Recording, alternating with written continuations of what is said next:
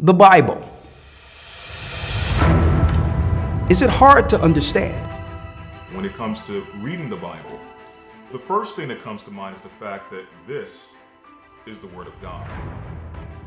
The seals have been broken, and the truth is here. And when we go throughout the scriptures, when we go throughout extra biblical records, we find that the language that God employed, that He used to create the heavens and the earth, was the Hebrew language. Christ said, I came for the lost sheep of the house of Israel.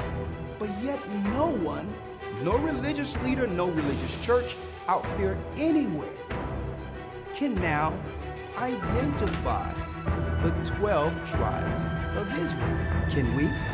God is quite simple, but it seems as if man makes understanding Him hard. What are those mysteries? The truth of your book and the truth will make you free. The Hebrew and Bible Academy, you're invited.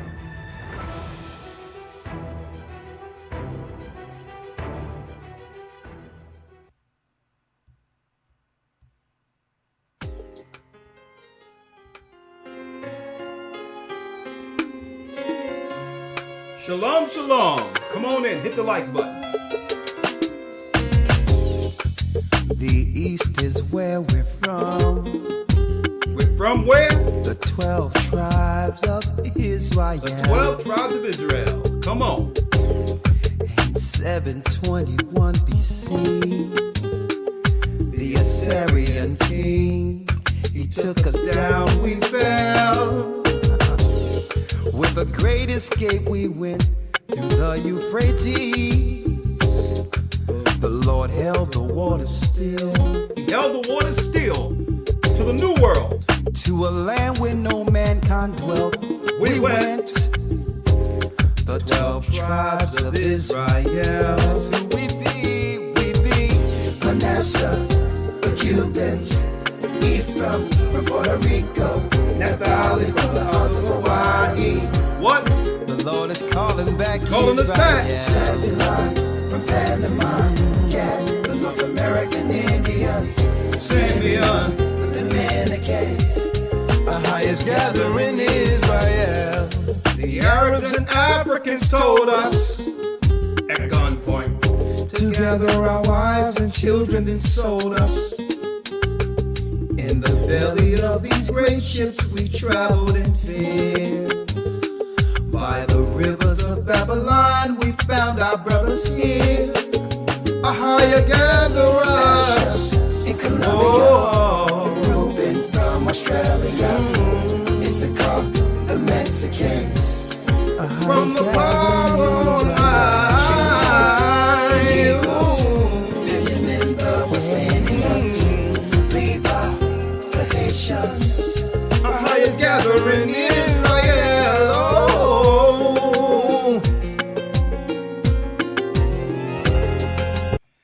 That's right, brothers and sisters. The Most High's gathering Israel. I'm Elder Rawchaa of the Gathering of Christ Church, here with our weekly blog or broadcast. And yes, a broadcast it will be. Man, there's a lot going on in the earth.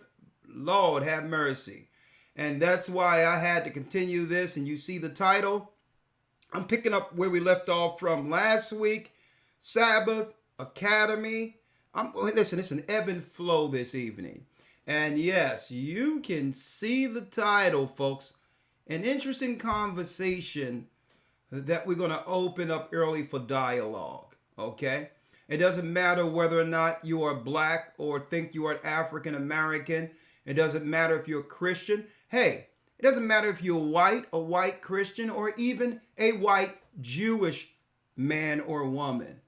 There's an open dialogue we're going to have this evening on the business of being an Israelite. And folks, we're talking business. Man, do I have a broadcast for you this evening. I took my time to make sure I got everything copacetic, all in line so that there'll be no questions concerning this topic of who's Israelites and what does it mean for business this evening. And before I go into that, of course, I have to let everyone know that we are under open enrollments for the Hebrew and Bible Academy. You all are doing a good job coming on in there. Some of our repeat academites, that's what I'm going to call you. Our repeat academites, you know who you are. You're doing a good job coming on in. We want to break the record when it comes to the number within the academy. You understand? Because we don't get state subsidies. We don't get any nonprofit finances to help our school. We're on our own with our people. And without you, it would be no success. Okay? We're not under a 501c3 status that you know, and nothing against how they do it. You know, they got to find some type of status. But we're not under any status that will actually compromise our freedom of speech to stand on what's right in these last days. And because of some of that, we don't have access to what most people have to give us a platform to actually teach our people. And the academy has become, it's organic, have grown within itself, and it's because of you. So I'm going to ask you to continue its growth, because what I'm going to do is we're going to work on transitioning the academy to a degree where one day, someplace, even online, we can begin to work to teach our children, okay?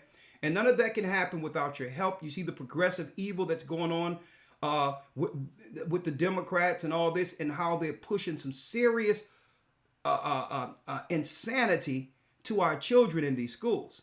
So don't forget, schools were originally created to teach the Bible. A lot of us don't even understand that's right.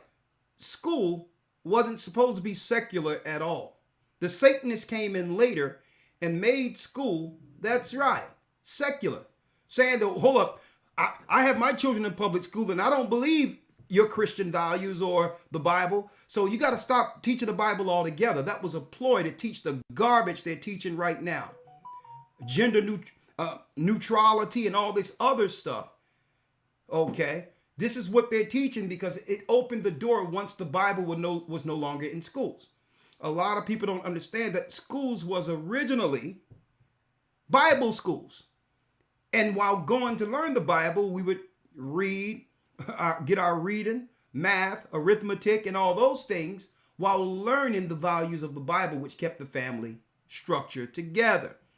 But slowly but surely, like the Satanist does, they get in and creep in and slowly change one thing at a time until we get the crap you see now. So don't forget, everything we ever said we would do, we did. Okay? So when it comes to this Hebrew and Bible Academy, I need you all in there so that we can get the resources to get to our children before the devil destroy the rest of them. And we're going to try to transition down the line and have something for our children. We're still trying to deal with what that construct looks like, but we've put it out there and it's time because they're coming after our children. And our children need to understand the truth concerning who we are. And that's right. Jews and Gentiles alike can come in because guess what? This is our freedom of religion to express that we're Israelites, and this is not threatening to anyone else, any other race of people outside of getting our people on code with God. Okay? There's hell coming to this earth. A judgment is coming for all the disobedience, the debauchery, the evil. This place makes Sodom and Gomorrah look like paradise. And it's time we took a stand. And this is how we do it. In our Hebrew and Bible Academy, I need your support, folks. I need your support. And even if you have someone who doesn't believe, have them come in. Okay? Just give them one session and say, you don't believe? Just come on in and just check it out. Because it's not exactly what you think when we open up this Bible, folks. Okay? When we open up this Bible, all that is and what's current comes to life. So let me go into a few things real quick to show you what we'll be talking about, and then I'm going to jump right into it. How you doing, Elder Lawya? How you doing? Well? Yes, sir. Shalom. I'm doing very well. Shalom, Elder Lawya. I hope you're ready for the broadcast. I'm chopping at the bit, but let me let the brothers and sisters know what's in store starting December 4th, Hebrew and Bible Academy, okay? Yes, sir. Absolutely. You go right here to historytimes.org. Go right there, and you can hit this button right here that says click to enroll. It's that simple. Quite inexpensive, a very cheap class, and I guarantee you will have more information when it comes to real-time events, Hebrew, history, understanding the narrative of the Bible. You'll have more understanding of the Bible in 3 months than you have had in one session. In one session, not the 3 months. In one session, all the days of your life learning under any religion, and we'll guarantee it. One session.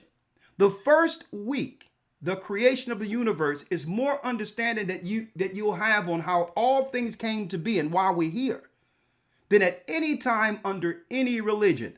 I don't care if you're New Age. I don't care if you're Christian, Muslim. I don't care if you're Jewish. I guarantee you, you come up in this academy and you get some get right.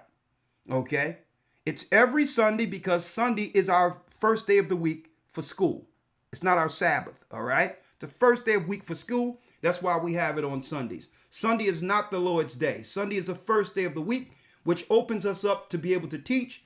That's right. On the first day of the week, the same way they have set up this structure for Monday, which is actually the second day. But they set that up as the first day of the business week, okay? Well, our Sunday is the first day of our week because Sabbath is when we rest and teach. Get your Sunday dose. Hebrew and Bible Academy starts on Sunday, December 4th, 9 a.m. New York time. Learn your original Hebrew.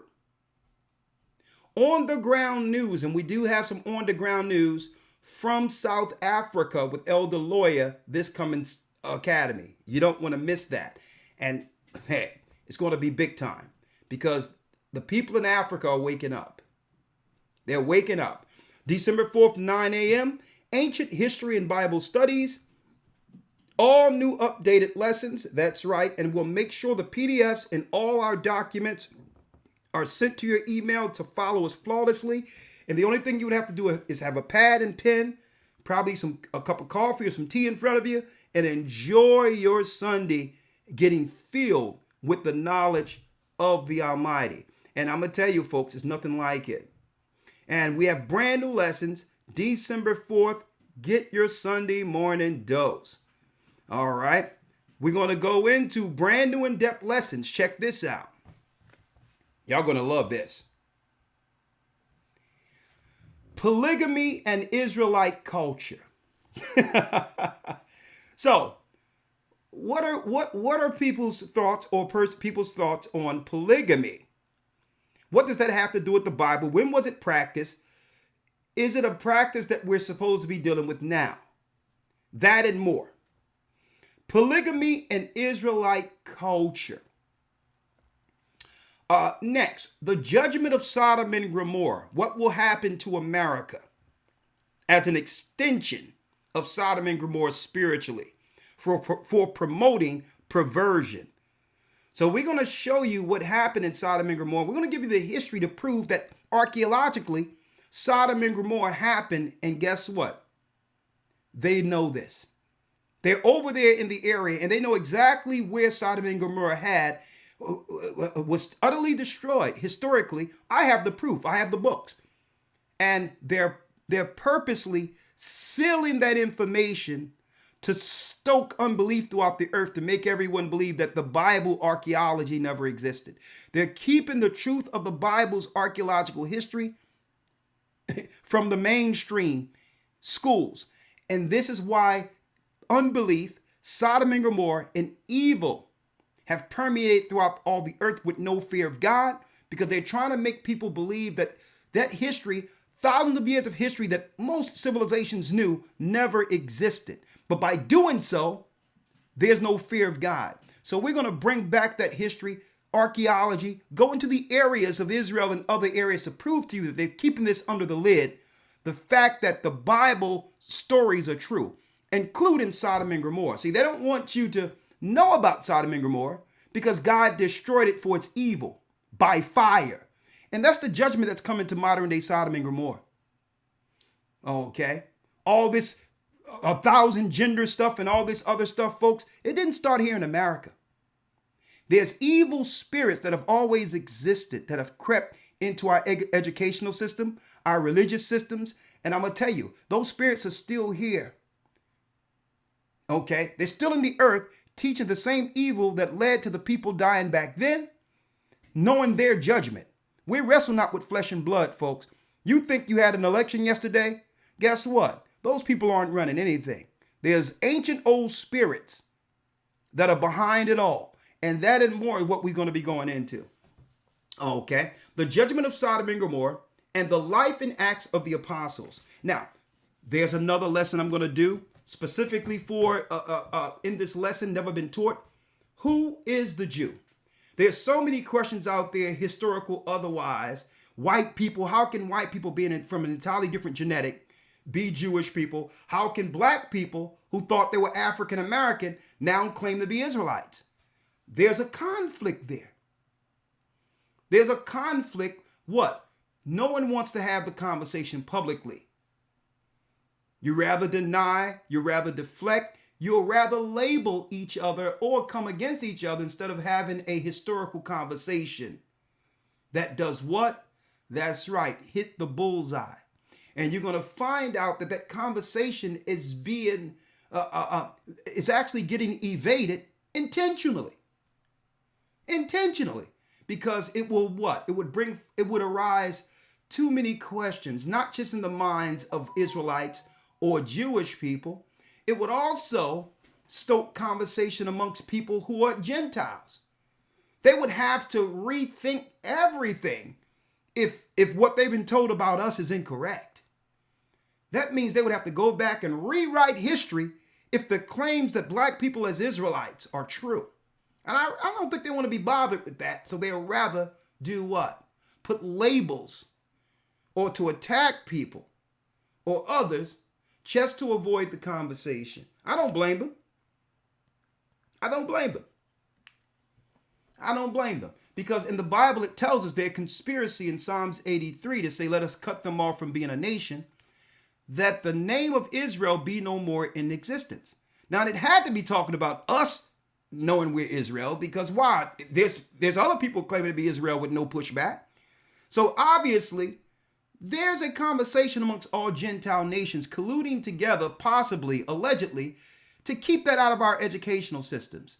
And again, more of a need for the Hebrew Bible Academy so that we can get the information to teach our children correctly. All right? So, and we're going to have the collusion between Esau and Ishmael, the life and death of the Acts of the Apostles, and yes, more and more, the collusion between Esau and Ishmael, the Arabs and Rome, colliding on us to destroy us on either side through Christianity and Islam, which Christianity in the Bible is okay. But guess what? The Christianity that we see today isn't Christianity at all. It's Mithraism. It's Mithraism. That's right. It's a new made religion from ancient Babylon restructured by Rome. That and more in the Hebrew Bible Academy. Nothing like this is in the earth. And I hope you brothers and sisters are there. HistoryTimes.org. Let's go.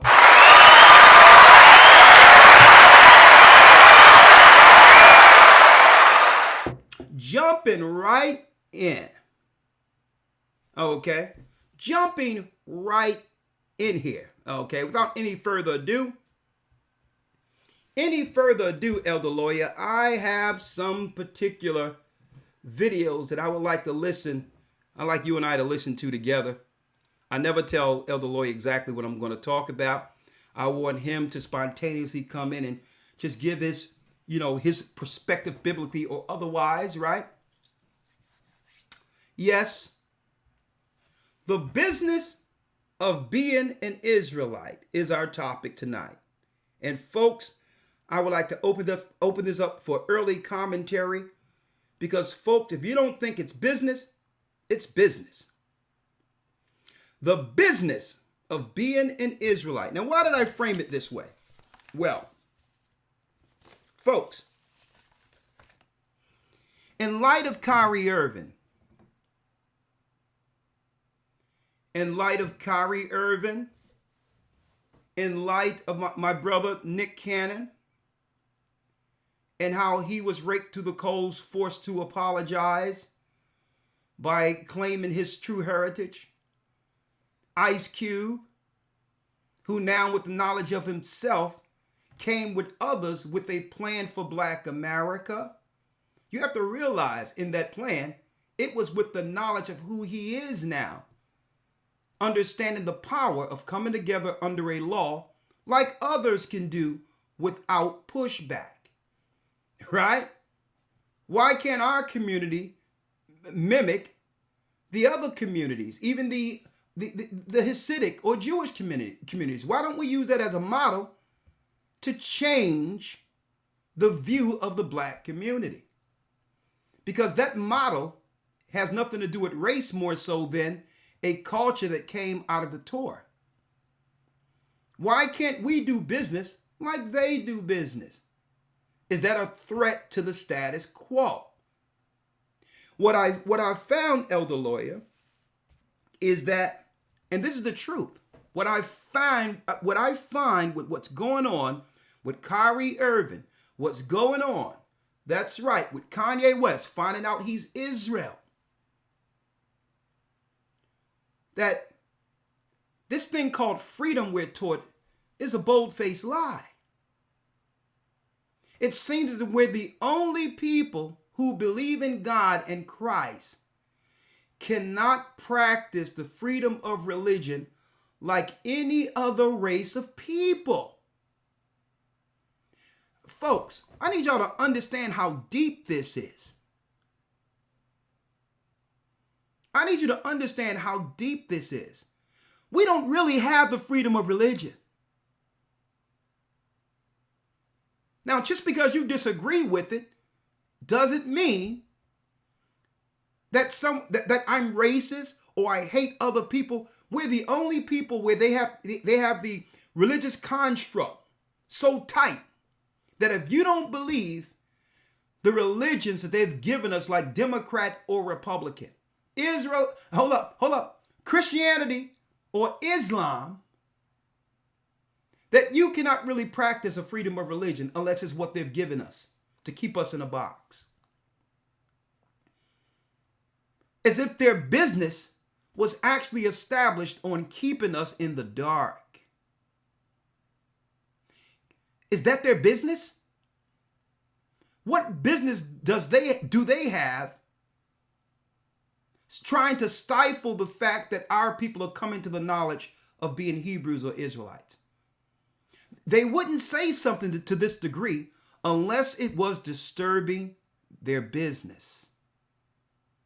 So let's talk about that, because that's the only reason one of the conclusions I can come to now on how they're reacting to someone just putting up a tweet.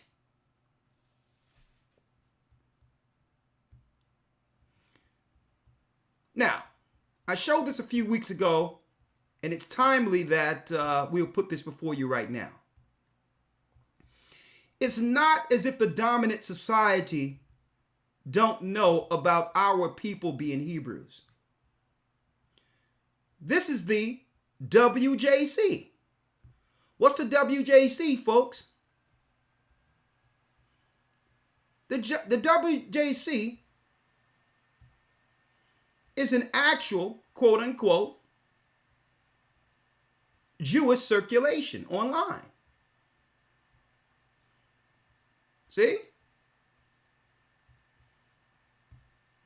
But here,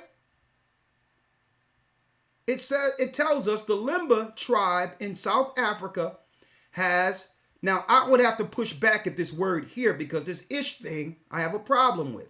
They're from the tribe of Levi. They have roots, genetic tests reveal. So this is science here. And their roots, these black men right here from the Limba tribe, has DNA linked to the tribe of Levi, the same tribe Moses and Aaron came out of. Now, I disagree with some of their attire, But all in all, the bloodline, their genetics, you cannot lie about their genetics. But I don't think it's good business teaching this in our black schools. Teaching this as a way to fix the culture of a destroyed community. I don't think it's good business for them, because it's not as if they don't have the science to teach this. They would rather teach gender neutrality and sexuality and all types of nonsense in our schools. But here it is. Why can't this be a study amongst blacks in our community? Information that even the elite, powerful of their people understands. Why would they put this under wraps? This is a what? This is a serious finding that's getting suppressed. It's not like they didn't tell us March 2010. But yet they're going to ostracize a brother for actually tweeting exactly what they understood for years. And well before 2010. The business of being an Israelite. So we're going to talk about this real quick. We're going to talk about this. But before we talk about this, okay, I'm going to bring in either side of this tonight. I'm going to bring in either side of this tonight. Right? The business of being an Israelite. Okay, here's a circulation. AP Associated Press. Let me get this out of the way because I don't want to see that. AP Associated Press. Wizards forward. DJ weighs in on Irving situation. So here's a Jewish basketball player's perspective on Kyrie Irving posting a tweet. Now, mind you, folks, that's what I'm saying. It's something got to be deeper than what they're stating here. To the degree that they got to jump all over this thing to make him an example so that anyone in position will know, for no reason can you practice the freedom of religion looking into your true history as a people. They'll stop the whole organization before they will allow, I'm talking about basketball and everything, before they will allow this to go unchecked. They'll slow it all down before they would allow this to become mainstream conversation amongst the masses. And I'm going to ask you, Elder Lawya, as we go, why? Why would they go through so much to stop a tweet from being, as they claim, promoted? As if they have to be the vanguard. And they have the say on how we should communicate with each other historically.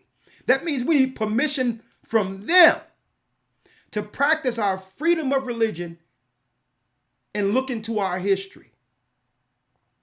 So let's see what he has to say. Jewish wizards, and they're leading with this, and that's how you know this is deep. It's very rare you hear any race of people or any ethnicity, if they want to call themselves or whatever, where it's led with their religion or their race. That's just like saying out of nowhere, Russian forward weighs in on Irving's suspicion. German forward weighs in on Irving's situation. Christian forward weighs in on Irving's situation. Right? Muslim forward weighs in on Irving's situation. Boy, there must be something to this. A Jewish forward for the Washington Wizards deny Avadija. I hope I'm not butchering his name, was naturally going to be asked about Kyrie Irving, especially when his team finished playing against the Brooklyn Nets. Right? Our DJ said Friday night he tries to stay positive in the face of anti-Semitism. Now, no one still have told us exactly what did Kyrie Irving do wrong. What did he say that have led to such attention and such reprimanding? No one ever said it yet. But whatever Kyrie Irving did was anti-Semitism. So whatever that is, no one can do this.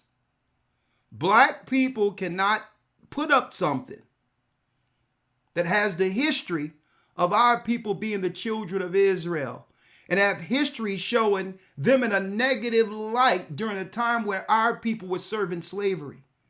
That can't happen. And I'm talking about well before 1930, well before Hitler, there was history of human genocide. So no one can talk about this as if history started in the 1930s. So I wonder what our DJ have to say about the connection of people and having their hand in destroying our people during slavery. But no one will ask that question. The 21-year-old from Israel spoke for a few minutes in the Washington locker room. So this is what gives him credibility. Because he was born in the land of Israel. But what about in the 1920s? Where was your forefathers? And I'm saying that to say, let's not just talk about how this tweet makes you feel. Let's have the conversation so that you'll know how we feel about what has happened and what continues to happen to us. No one ever asked him those questions. And speaking of it, let's go into it. Kyrie Irving has something to say, Elder Lawya. Let's hear it.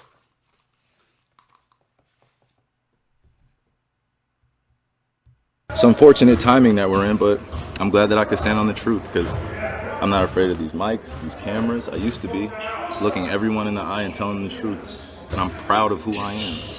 Any label that you put on me, I'm able to dismiss because I studied. I know the Oxford Dictionary, you look it up, right?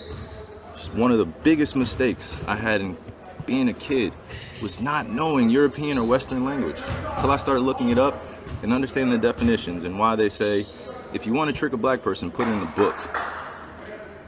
I was wondering my whole life why they said that. Now I'm 30 years old and I know reading is a superpower because it helps me understand where I'm going and where I come from. It's like a tree with roots. Now, I'm glad he said that, Elder Lawya. That if you want to fool a black man, the only thing you'd have to do is put the true history in a book, right? It was in the book the whole time. Number one, Elder Lawya, the Bible. The other thing, I've shown in our Hebrew Bible Academy, Elder Lawya, white papers from Oxford, Cambridge, that chronicled the original religions that were here during colonial times in America. That the majority of the Christian belief of blacks were understanding that we were Hebrews, we were Israelites. And that's in their white papers. It's in their white papers. And as a matter of fact, I'm going to cover that in the academy too. I'm going to bring that back out. That they were hanging people in the 1700s. A black man was hung in the 1700s because he was converting white people into understanding that the people that's coming off the slave ships were from the tribes of Israel, fulfilling the curse of Deuteronomy 28. And they hung that man. And where did I get that information from? I got that information from Cambridge University. Not a black college. And what they don't want to tell people is Black Wall Street was a product of these black pastors who knew they were Hebrews, who controlled their own communities and were trying to create their own economy. They were mimicking exactly what was going on amongst, quote unquote, what they thought or witnessed allegedly was the Jewish people in their economy in New York. But they weren't doing it because to try to mimic Jewish people. They were looking in the law, the Bible, on how we must interact with each other as a society. And that would have disrupted the status quo of Wall Street. So we weren't mimicking them more so than not just being spiritual, going into the law on how to understand how to do commerce one with another. What's going on over in Wall Street and these other things and how they are trading with each other, it's all in the Bible, folks.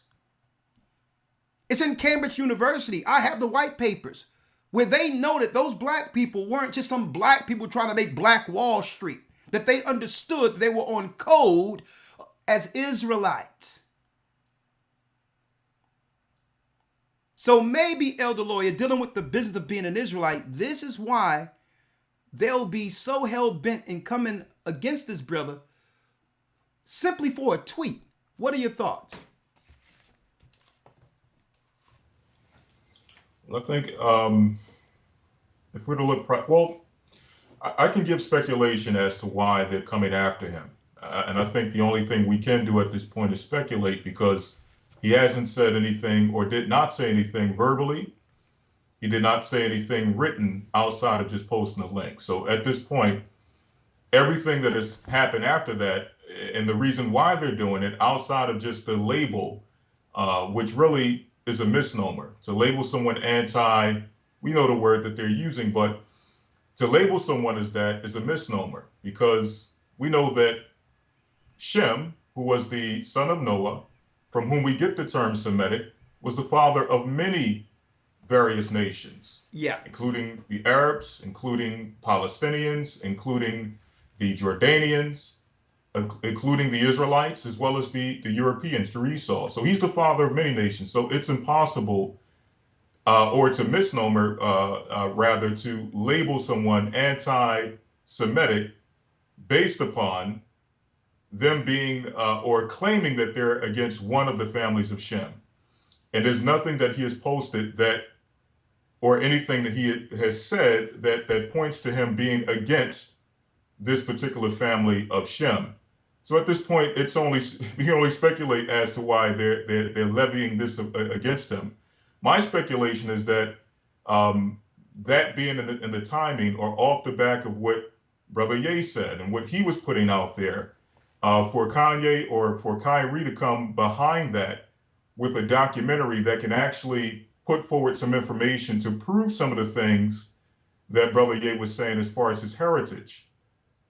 I believe that sparked an alarm. Because now you have two very influential men in two different arenas of society who, one is stating that he is a son of the 12 tribes of Israel, and then one posts a documentary which presents information, historical information, which could prove that, to even strengthen the claims of what Brother Ye said in passing. So I think that was an alarm to them, and it let them know that, listen, they have to hold the horses and slow things up so that this information don't get out there to the masses, which it did. It already happened, and they can't pull it back. So, but outside of that, really, it's just speculation as to why they're coming down this strong and giving him this labels, because there's nothing he has said verbally that has warranted this response. Well, it's deep. I'm glad you weighed in on that, Elder Lawya. It's one thing I want to harp on real quick before I play this brother's Jason Williams perspective on what he's witnessing behind the scenes with ESPN and otherwise concerning Kyrie Irving, and how there's so much blowback for this man for a tweet. And what he did wasn't in comparison of some of these starch racists who are still working and are celebrated by the dominant society. Why there wasn't so much smoke for these other guys, and why is so much I mean, they're trying to ruin these black men, right? So I think that when Kyrie Irving said that he's not afraid, I believe that that was his way of saying not that I'm afraid. Yeah. But I'm sensing that you people are afraid. Right. What are you afraid of? So I think that was the unsaid message there, that he's not afraid. But why should they be afraid, Lawya, is a question I want you to answer at the end of this as we go through it. Why are they afraid of some of us actually doing this? And next, going into history, guess what? Someone should be able to study history even if it's wrong, even if it's incorrect. Right. Even if another group of people are uncomfortable with it, we should have the freedom to do it. Which leads us, Elder Lawya, maybe we don't have as much freedom as we think. Maybe the freedom thing they're telling us never existed. Because they told us we had the freedom of religion. Why can't I practice freely, me being an Israelite, even if it makes you uncomfortable? I mean, hey, you had the freedom to tell us that Christopher Columbus discovered America, while there were people, the 10 tribes of Israel, Gadites, and other people here on the land which you so-called discovered. You had the freedom to teach that lie that made us uncomfortable. So, Elder Lawya, I'm starting to understand, right? The modern day whip is their economics. That's their modern day whip for buck breaking black men. We'll give you access, but our modern day whip isn't like it used to be, to have a public shaming.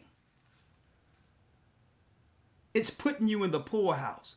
And what's great about this, because if they had the opportunity, they would go right back to the old whip. The difference, Elder Lawya, is the fact that we can all be, everyone can see this unfolding all at once and weigh in on it.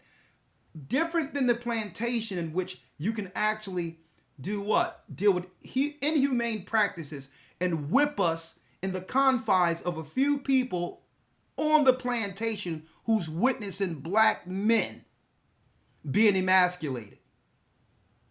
See? If you can do it in the privacy of a plantation, when all your friends come over, there's nothing but you can do. You can tie him up in a room and make everyone believe, or tie him up, or put a shirt on him and heal him to make everyone believe that you have a good old Christian plantation and you treat your slaves better than everyone else.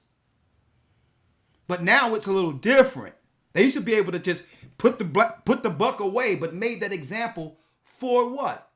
A small exclusive group of people to keep control on a plantation. But we're living in the information age now. We're in the information age where now, guess what, folks? When someone is being buck broken, everyone can see that it's buck breaking and your freedoms mean nothing. And no one is asking those basketball players from Israel or Jewish people the questions. The real questions out there is, do we have the freedom to be an Israelite without you getting offended? And if not, why?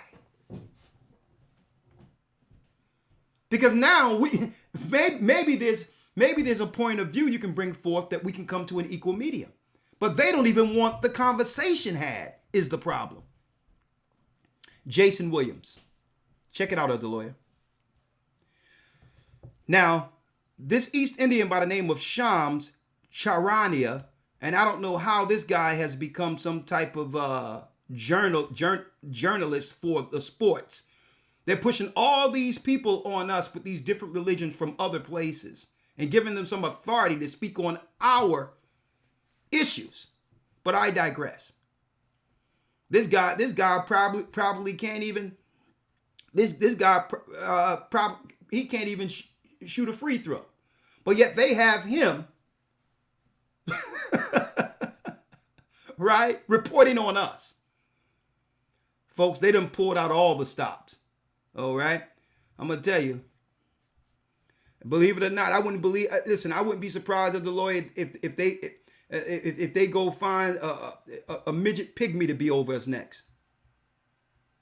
Now, sources: NBA Commissioner Adam Silver and Kyrie Irving met this morning, and the sides had a productive and understanding visit, paving the way for the Nets and their suspended star to work through his steps on a potential path forward. Oh, isn't that nice that we're going to put this kid in his place? We have to make sure that this kid understand the way he needs to walk going forward. And how dare, if we don't make an example of him, then what happens to the next generation of those who are on the auction block? I mean, who are in the lottery coming into their sport. But I digress. Jason Williams, tell me what you think about this, Elder Lawya. On points. Every day of my life, I approach it with a state of empathy, right? Regardless of what color, what creed. Hey, folks, y'all doing a great job, man. We're about to jump into it. I need right now 100 people to hit the like for me real quick. Let's get 100 people real quick to hit the like for me. Come on, help us out. 100 people. Let's do it. You know we're getting shadow banned here. What race you are, I look at people as human beings. I think that's important. But life is always about taking a stand and holding principles. So I want to explain what I feel like my stance is as a black male in this world, okay? And conversations that I've had with fair use, my brothers and sisters in the black community. Fair use. What is this stance for our people in the black community? And I want you guys to empathize with it and hear me on it. So when I hear what Kyrie Irving has to go through in order to be reinstated, I'm appalled. I'm appalled. And let me give you examples of how I feel like we don't have the same energy and hold other people who have dealt with racial tropes accountable. So when Sarah Silverman does blackface, or when Don Imus says nappy-headed hose, or when Howard Stern calls somebody the N-word in the skit, or when Brett Favre takes money from the state of Mississippi, we don't ask them to get sensitivity training. We don't ask them to donate $500,000. We don't ask them to meet with the Black National Caucus. They apologize, and then you know what? The rest of the world moves on. But what I feel like is happening here, and that's how in the black community, like we've been told that's how the process works, right? Think about that, Bert. That's how the process works. Oh, somebody does a blackface. Oh, it was a misunderstanding. We got it. Okay. You know, is that person really racist? Probably not. Was it ignorant? Probably so. Okay. We understand it.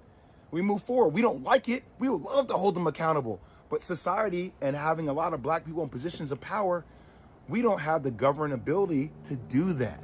But what we feel like happens with Kyrie is even after an apology, it's not enough. We feel like there needs to be more.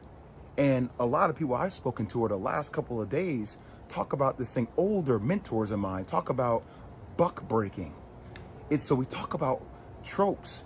This is something that we feel like in the black community that happened way back in the day, where if there was a slave that was defiant, right, he got broken in front of everybody in order to show that he was not in a position of power. And that at the end of the day, he had to do what he was told to do because that's what was mandated of him. And there's a bigger situation going on. What's happening with Kyrie Irving? If the Nets don't want him to be there, just say you don't want him to be there. But we should hold everybody accountable. even owners of teams accountable with things that are happening in other countries, i.e. China and Uyghurs and the Muslim genocide that is occurring, that we hear Enes Kanter talk about. But we don't keep the same energy for everybody. We pick and choose what conversational points we want to make more polarizing. And I might lose my job. I might lose deal opportunities in the future for speaking. Now, they say he may lose his job. I'm going to go right back at that. But there's a point that came out that I didn't think about, Elder Lawya. And I would like to just highlight this before I listen to the rest of this brother, Jason Williams. I think that's his name. And you know what? First of all, I would like to commend him. Hats off to him. Mitri off to him. I'm going to tell you right now, he know that he's stepping out of bounds and he's doing it, in the most non-offending way, but still, he's doing this under a serious social environment that might lead to him being fired. And he know this, but he's saying it anyway. So first of all, I'd like to commend him for that. And it gives me, it's like a breath of fresh air that I know brothers are talking, including other basketball players in sports, not just in basketball, but football too. But since one thing he said was, they don't have this same smoke for everyone else. And Elder Lawya, right now there's something going on that should be on the news every day that's getting swept right up under the rug. Dan Snyder, the owner of the former Washington Redskins, the latest name they've come up with is the Washington Commanders. He's Jewish, right? But that don't have anything to do with it. But I would like to highlight it since they're in their news articles, they're actually putting, someone's religion, as a qualifier for them. So I'm just going to put it out there to let people know. Okay, Dan Snyder, Jewish, he's right now under fire and is working on selling the team to Jeff Bezos and a team, quote unquote, of buyers that Jay-Z would bring in to actually buy the team. Now, a lot of you haven't even heard this. Folks, I keep my ear to the ground prophetically because I understand what's going on here. But they've kept that totally quiet. Why? Because there's sexual allegations that are out there that can be proven, that would make him guilty. And the worst he has to do, after tarnishing the shield of the NFL, is sell the team so it'll go away. And now, not just one sexual allegation that's a possibility. An investigation was ongoing about other women and others who are under some level of sexual harassments. Who know what they'll do? Maybe they'll settle out of court, make it quiet, give them a good pay, and let them go away. But folks, this didn't just happen in Washington, D.C. How do you know this? Teams have to travel from state to state and even over the pond, England, to play football. So which means whatever transgressions Dan Snyder was a part of was out of state and out of country, which would be what? Across state or country lines, which would lead to RICO charges if you're R. Kelly. If they can prove these transgressions happen to more than one person across and out of state, now you're breaking federal law, RICO law, according to the rules for our people. But yet no one is talking about this. Why? But you want to talk about a tweet?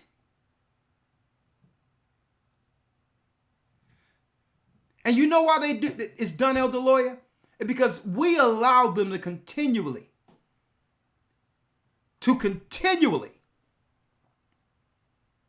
have us live under this double standard, blatant standard. One rule for them and one rule for us. And because we play the game when they're looking to demonize us, to throw our own people out and side with them against our own people. But you know what? That day is coming to a close. Unless it's across the board, we'll handle our people amongst our people, and we'll choose the judgment on our own people without you demonizing us, because what? You don't play the game fair. Okay? Dan Snyder have way more power and influence and money to do more damage than R. Kelly, but yet, only thing he have to do is what? Sell the team? Where's his RICO charges? And not that I'm defending R. Kelly. It has nothing to do with that. I'm showing you the hypocrisy. The hypocrisy. And he's saying, yeah, we had some old satanic redneck get on TV and call our sisters nappy-headed hoes. Mm-hmm. On a nationally broadcast, folks, corporate-backed program. So, brothers and sisters, why am I putting this out there? Well, they put out stories that are going to have us look at our people in a negative light. We must now understand every story they put out on us is to hurt us. And we're not to carry their water or their sentiments and have that conversation amongst ourselves, them shaping the ideas of how we should view ourselves. Anything they report, we have to take with a grain of salt and say, you know what? There must be more to it than what they're bringing forth. They're trying to make me look at my brother or sister wrong. I'm not going to do that because I'm not there. I'm not going to let them shape the idea of how we should see each other anymore, or how we should view each other anymore. These satanic evildoers, they'll have it where music that actually bring forth good memories, folks, is no longer able to have access to, because why? They demonize us against a person. Well, we're going to take them off of this stream. We're going to do this. We'll do the same thing for Elvis, the pedophile. Jerry Lee Lewis, the pedophile. Hold up, Elder Lawya. I showed this in the academy, but I got to show this real quick.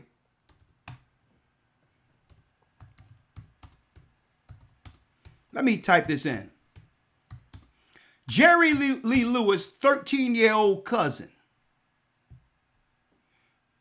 Jerry Lee Lewis, 13-year-old cousin. There you go. Where's his RICO charges? He married his 13-year-old cousin. He did. Ain't no claims explored. He did. 13-year-old cousin. Great balls of fire.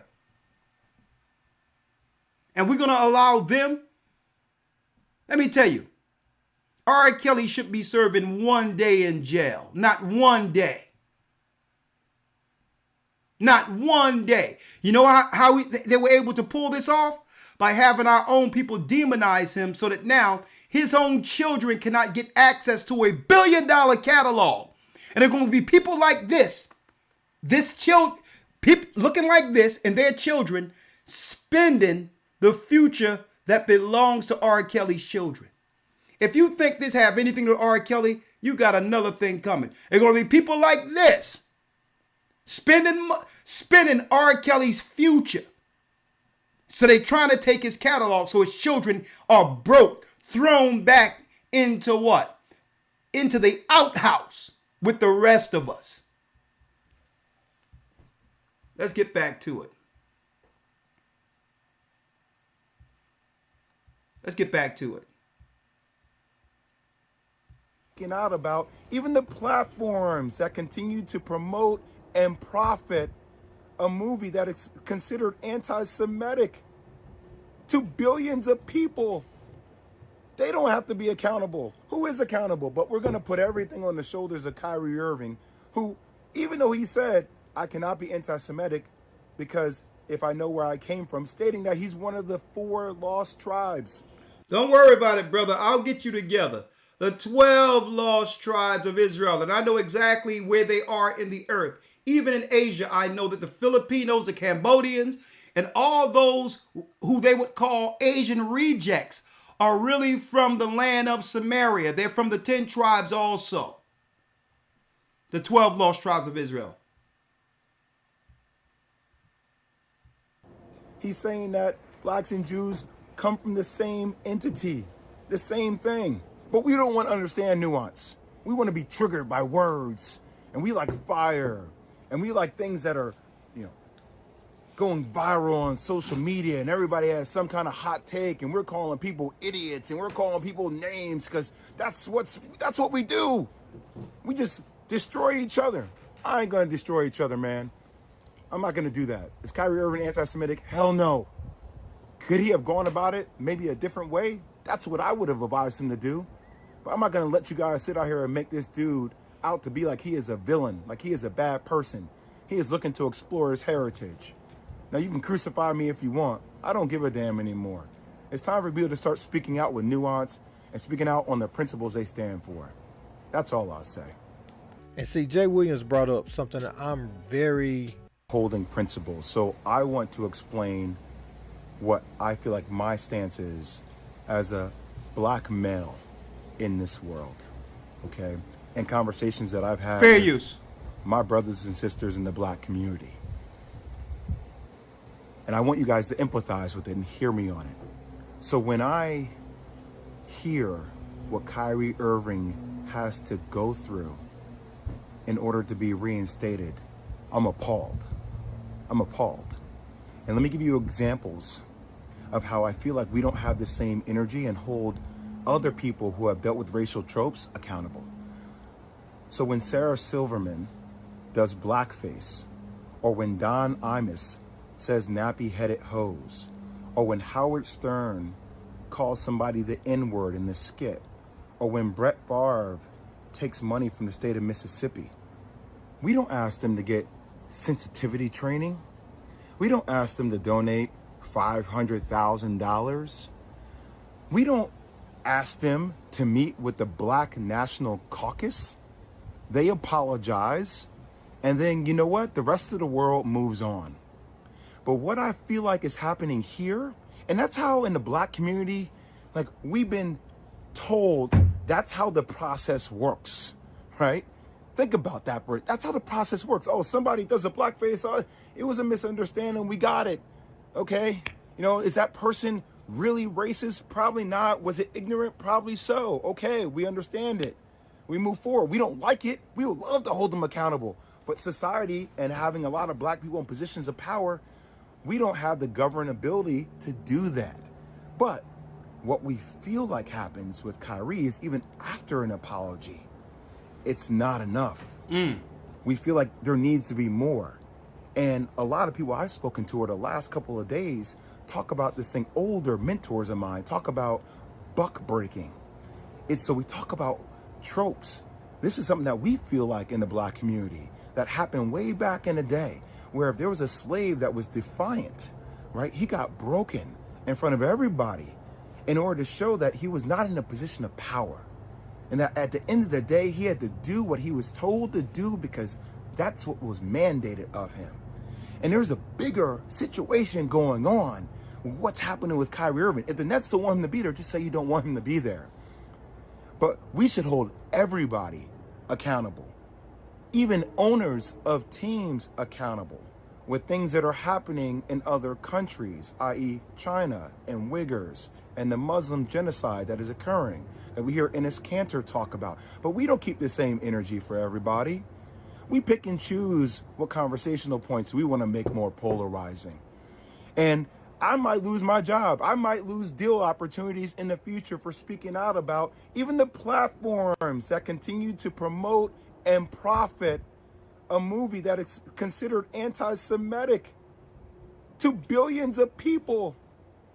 They don't have to be accountable. Who is accountable? But we're going to put everything on the shoulders of Kyrie Irving, who, even though he said, I cannot be anti-Semitic because if I know where I came from, stating that he's one of the 4 lost tribes.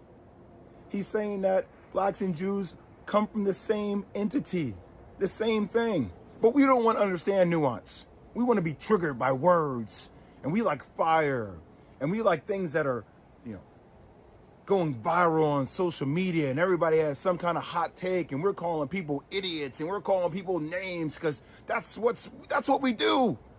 We just destroy each other. I ain't gonna destroy each other, man. I'm not gonna do that. Is Kyrie Irving anti-Semitic? Hell no. Could he have gone about it maybe a different way? That's what I would have advised him to do. But I'm not gonna let you guys sit out here and make this dude out to be like he is a villain, like he is a bad person. He is looking to explore his heritage. Now, you can crucify me if you want. I don't give a damn anymore. It's time for people to start speaking out with nuance and speaking out on the principles they stand for. That's all I'll say. And see,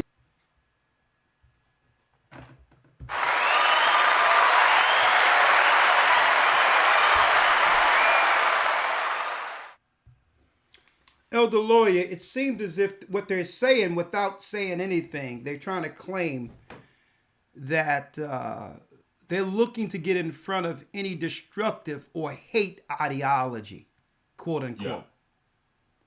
To get in front of it. What is this, pre-crime?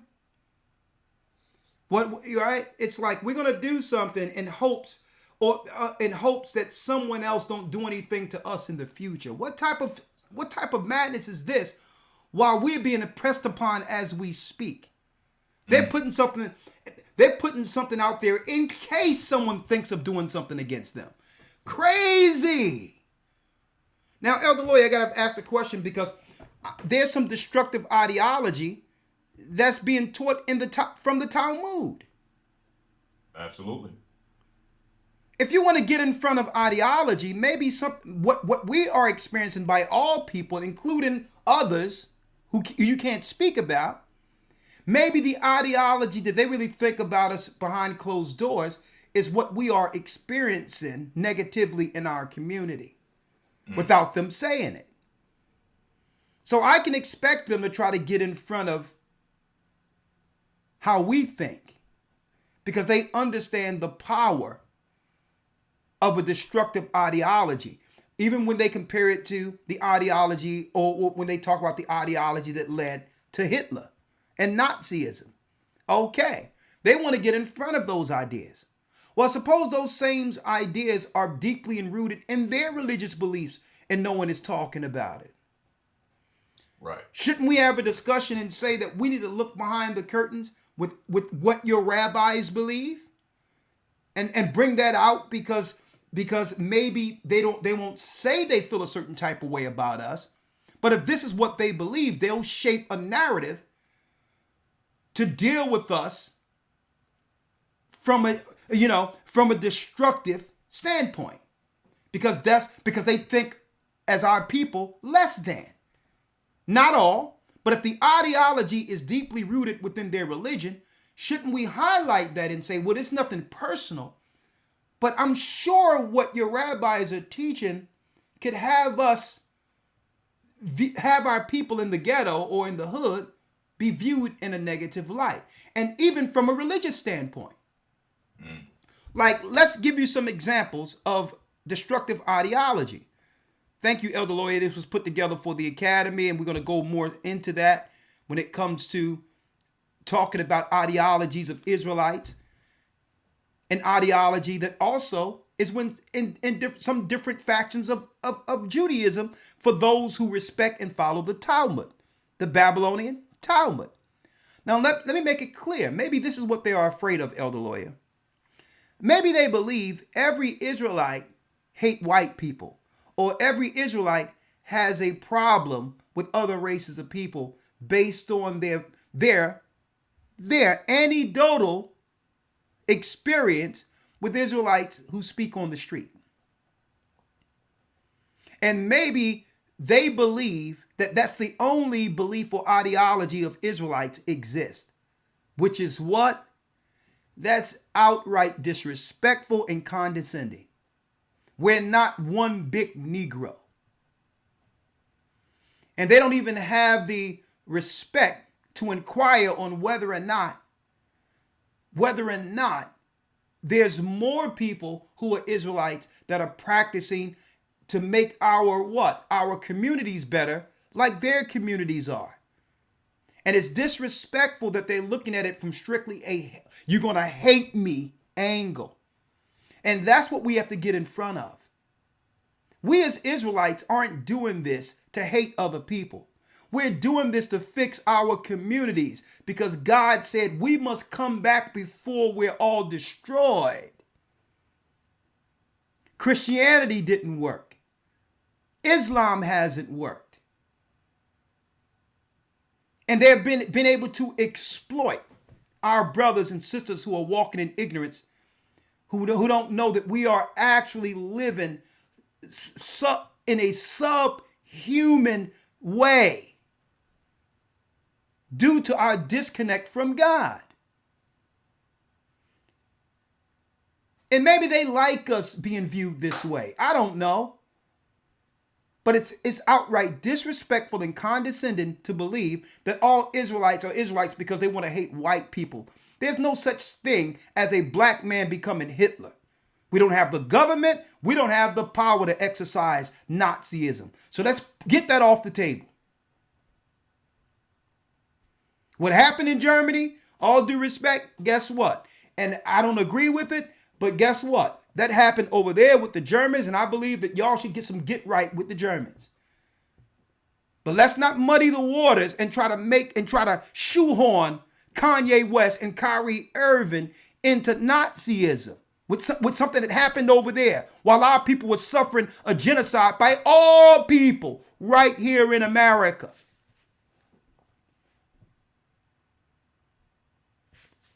So since we're going into ideologies, let's go into some of the negative ideologies that a lot of people probably don't even know that's being taught from the Talmud. Now,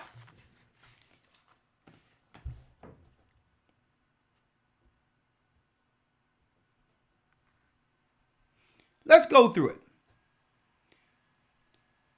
Tract Kalah 3 and 4, Talmud.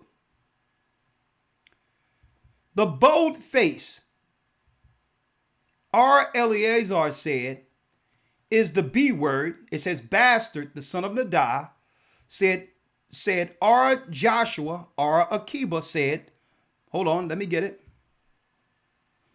Said, listen. Both a bastard and a son of Nadab. The elders were once sitting in the gate when two lads passed by. One covered his head and the other uncovered his head. Of him who covered his head, R. Eleazar remarked that he is a bastard. R. Joshua remarked that he is the son of a Nadab. Akita said that he is both a bastard and the son of a Nadab. Now you probably wonder, brothers and sisters, why this is so degrading in ideology. This is something that comes from the Talmud, speaking negatively of the one that we praise and believe in wholeheartedly by the name of Jesus Christ, or Yeshua in the Hebrew. Mm-hmm. So how can they boldly say this against our Lord and Savior in some of their religious texts and have this not be deemed, and we on the other side not deem this destructive ideology against those who would believe in Christ, if this is how they think? Now, do all of them think of this? No, I don't believe that. I won't indict one group of people as much as I would allow them to indict us as Israelites, because there's different doctrines. I'm not saying that all of them believe this, but it's within their religious construct. They're raised with the Talmud, who view our Lord and Savior this way. Is that a destructive ideology? And how can I trust, if you've been taught that, how can I trust how you interact with Christians? How can I trust that? How can I trust how you would interact with a black Christian if this is what you say in private concerning our Lord and Savior? But they don't say this when they're in our Christian churches saying support Israel and all this. He was like Christ. They never tell us that this is some of what's in their books. This is not anti-Semitic. This is actually in the Talmud. Mm-hmm. Here's another one. And if I can mention very quickly before you go to the next one, Yes. just to make something clear, that word nadah, that means a woman who is on her menstruation. So they're saying that Christ was born to Mary while she was unclean. And as we're reading this, let's keep in mind that when you go to the book of Luke, the 3rd chapter, it tells us that Christ is a direct descendant of Shem. So I want you all to keep that in mind. So is this anti-Shem, what we're reading? Yeah, is this anti-Shem? Is this anti-Semitic that anyone can talk about Christ like this? They saying that Christ was actually born when his mother was he was conceived while she was on her period. And that's in the Talmud. And no one out there is saying that this is destructive ideology that would have their people in private view Christians in a negative light. There's more. Tuledat Yeshu. Tuledat Yeshu. One day, Yeshu, whom they call Jesus, walked in front of the sages with his head uncovered, showing shameful disrespect. At this, the discussion arose as to whether this behavior did not truly indicate that Yeshu was an illegitimate child and the son of a nadah. An illegitimate child they call Christ in the Talmud. Yeah. See how they want to put that baby mama's claim and she's not clean and all that? That's that whole ideology they've been pushing in the Christian church and have us take it on as doctrine. A mother without a father, all of that. A child without a father, with a mother by themselves being raised and being honored as both parents. That whole ideology is in disdain and disrespect of black men. More. Let me say this, it goes even more disturbing than that. When you read the one before, obviously we don't have time, but you brothers and sisters need to get into the academy to get this information. When you read the one we read previously all the way through, they claim that because she was on her time of the month, her husband did not lay with her, so she decided to lay with another man. Oh, let's read that. Let's read that, Elder Lawya. Maybe I skipped over it. I apologize. Yeah, so that's why they say he's illegitimate. He's the child of adultery, of an adulterous relationship. Oh, what they're saying, I skipped that, Elder Lawya. Thank you. It says, when I entered the bridal chamber, I was nadah, and my husband kept away from me. But my best man had intercourse with me, and his son was born to me. Consequently, the child was both a bastard and a son of nadah. Did anyone know that these actual words are in the Talmud?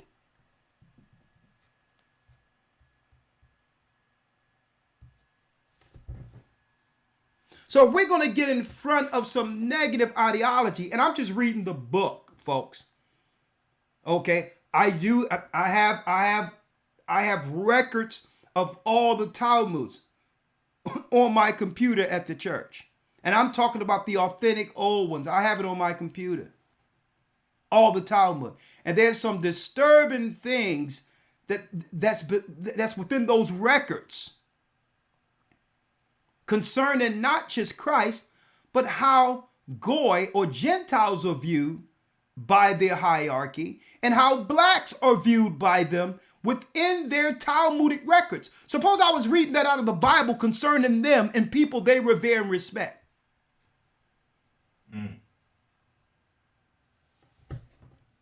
It will be an uproar. And I think, Elder Lawya, what I'm saying, I think, let me tell you, I'm looking at this. Is not what I've just read right now way worse than a tweet?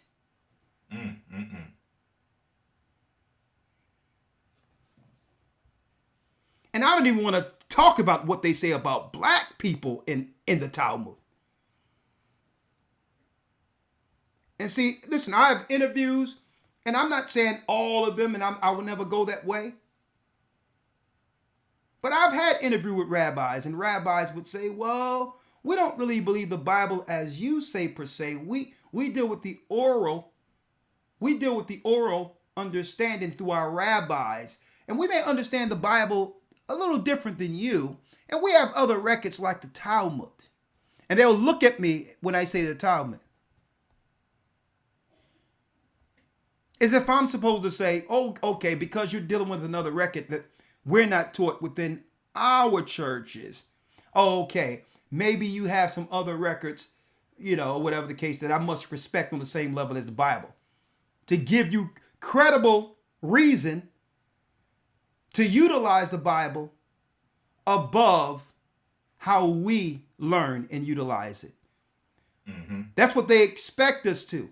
But now, if they're viewing our Torah through that, what I've just read, and when they read the Torah, they're seeing something different with Christ. To why he's illegitimate and no one should listen to him. And it's based on the fact that, at the bridal chamber, the best man came in and slept with Mary.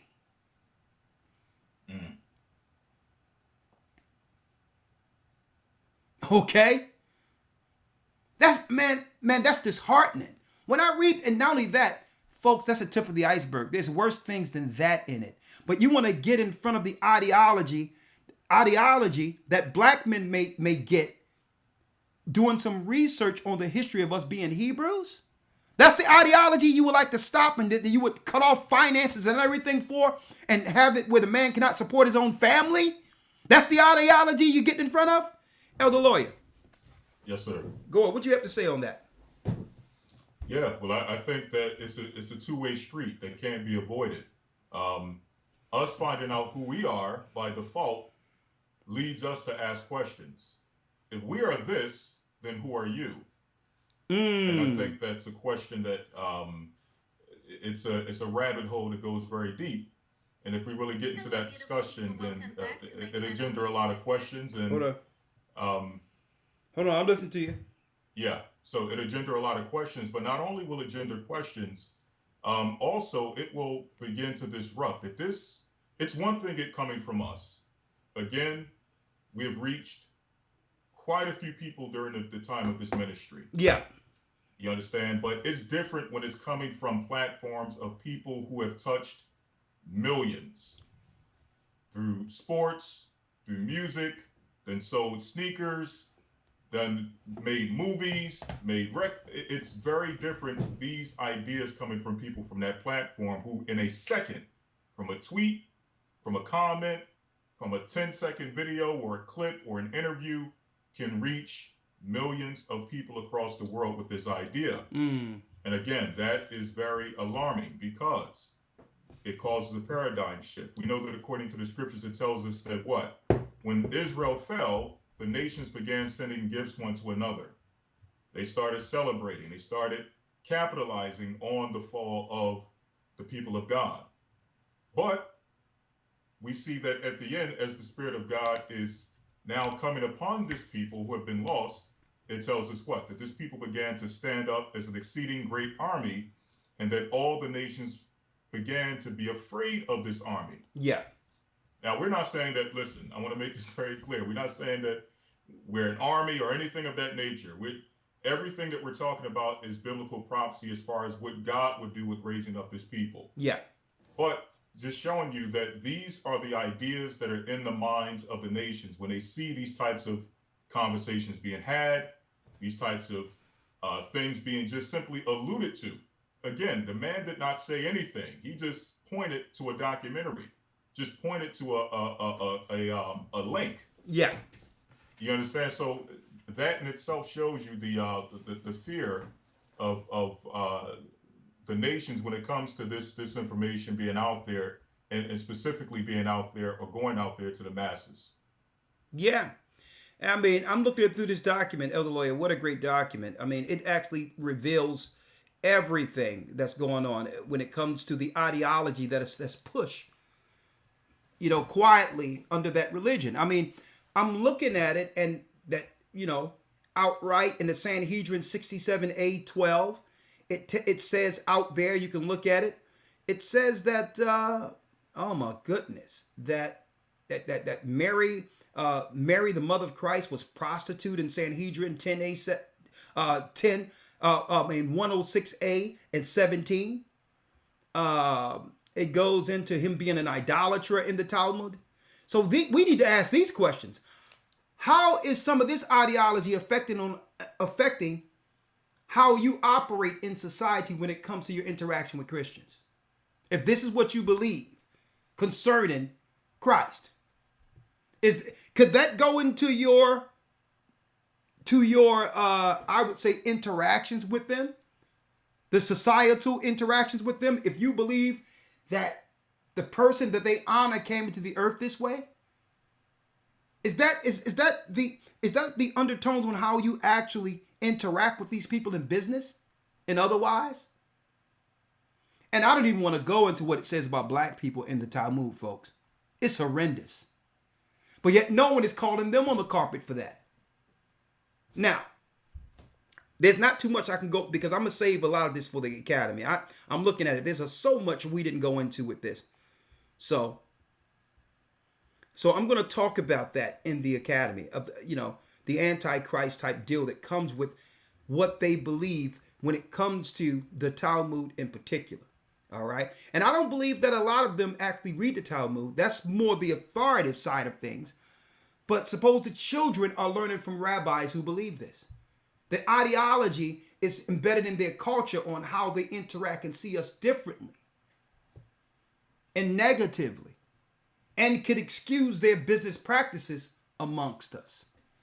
Which leads us, Elder Lawya, to when I say the business of being an Israelite, it's time that we do, and time that we sit down with the people who have the I would say, the tangibles to do this, and the means and the resources, because we do have a lot of brothers who are in positions that can actually change things.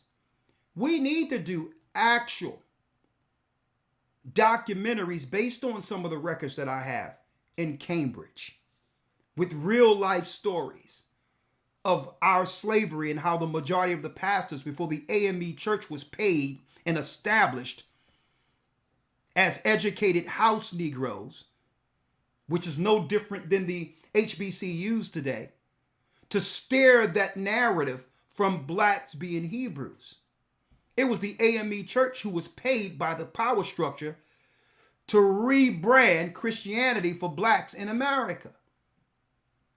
And we need to do real live, use Cambridge University and all the records that they have concerning all the characters, be it white Christian, white Jewish, blacks, with the actual families, and actually do real life documentaries of the people and our time during there. What happened in Black Wall Street, the fact that it wasn't about economics more so than in us being on one code as Israelites. That's right. The pastors who went into that area to develop that all had churches teaching our people that we were, the slaves, that we were from the lost tribes of Israel. And that was before they came up with Black Wall Street. Okay? Because it wasn't about the economic side more so than how we would interact with each other on code according to the law, seeing how it works for them. There's no way we could have accomplished that if one of us thought we was a Nuwabit, and another one thought we was a Christian, and the other one thought that he was a Jew, and the other one thought that he was an Egyptian. So the basis of Black Wall Street first started from us being on code and understanding we're Israel, and understanding the model we see was actually developed out of what? Out of the Torah on how to establish an economic base for ourselves. So we need to look into that and show the real characters. Who was over the auction blocks? Who owned the ships that were carrying us over here? Who was selling the slaves to white Christians? Who owned the bill and the annex and the the annexes and the bill of sales? Who negotiated with the banks and all of that to allow slavery to flawlessly be what? You got it. The beginning of Western civilization. They owe us. And this is why Elder Lawya, I believe they don't want to go into the Israelite portion, because the Israelite, it ain't just going into who we are. We're going to go into what we've lost and how to actually regain it, not by them, but by our God, by being on code with one another. Because the resources they're utilizing can only happen as long as we come against one another, and they can now siphon everything out of us as we attack one another. It's more so have to do with not them, but how we would interact with one another and be under the hedge of God to change life for ourselves. And I believe, Elder Lawya, they hate the fact that this is something they can't get in and control and stare back under the control mechanism that's set up to keep us in a box. That's been established to keep us in a box. This is one thing they can't control when we say we're from the tribes of Israel. If anything, it leads to a conversation. So I believe it's time that we take what?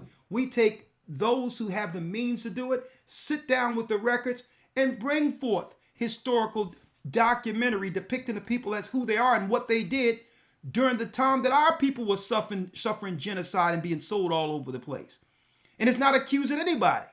If there was a Christian white man, we'll show him in the documentary that's actually documented, in the records in Cambridge. If it was a Jewish person who was doing it, we'll show him. If it was a black man who was doing it, or a black man that was sold and black woman was sold, we'll show them in their light, but not as anything other than the titles the Bible gives them. Okay? We'll have it where that's a Hebrew, that's an Israelite being sold, not a Negro, not an African American, not a black. We'll have it with their proper titles. Okay? And I believe we need to get together to do that so that for our children, make small documentaries. Okay? And we can sit down with brothers like Ice Cube, brothers like Kyrie, and say, listen, let's just do our own production. It has nothing to do with talking about them more so than giving our children true history that would have us come together under righteousness so that we don't have to worry about them being thrown in jail, families separating, on drugs. We don't have to worry about the term culture vultures exploiting our degradation. We can get our children at the grassroots understanding that there's consequences for breaking God's law. And this is what separates us from everyone else. This is why everyone else is up here and we're down here. Because we are a people, the children of Israel, in exile without the law, which could do what? Which can bring us together once and for all under God.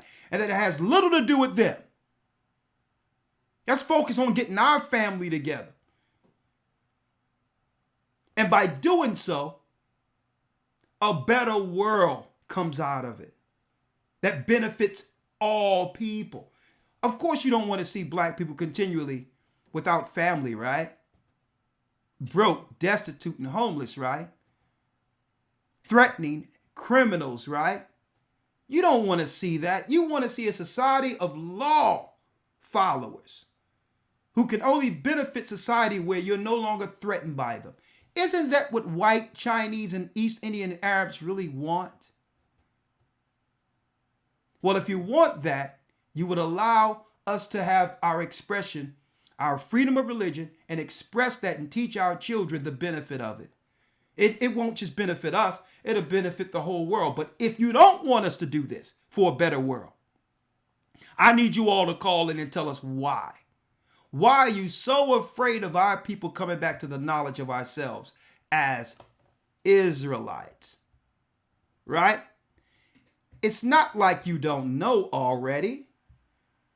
It's not like you don't know already. This is 2010. I'm looking right here at a Jewish, right here, circulation. WorldJewishCongress.org. It's not like you don't know already. Limba tribe in South Africa has Jewish roots, genetic test reveals. This is genetics. This is genetics. This is bloodline.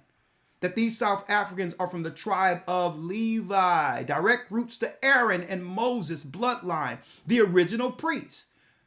And the blacks in America are from the tribes of Judah.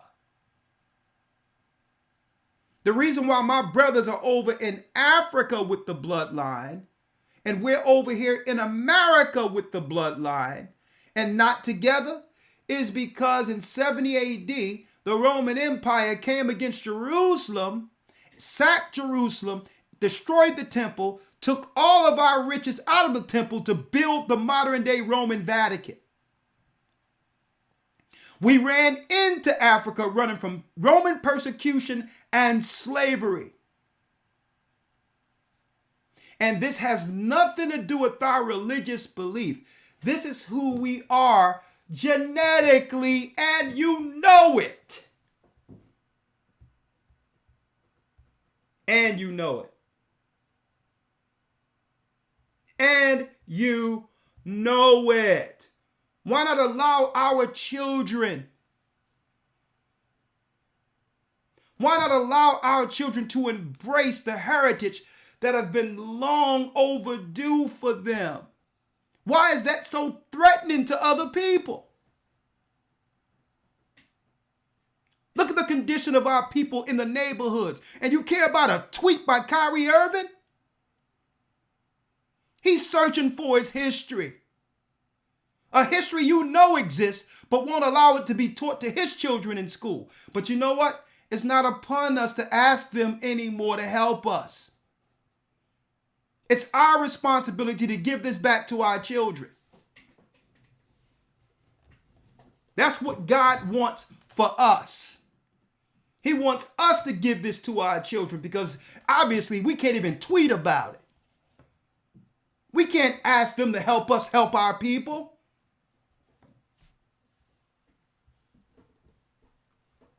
There's one other thing, Elder Lawya, before we open up the lines, and I'm going to let you have the last word. It's time to open up the lines. It's going to be a short night tonight. I want to see real quick what, hold on. Hello, beautiful. I want to see what Kyrie Irving has to say real quick. Fair use. I mean, what Nick Cannon has to say. Hold on. The power to set an Nick Cannon, fair use.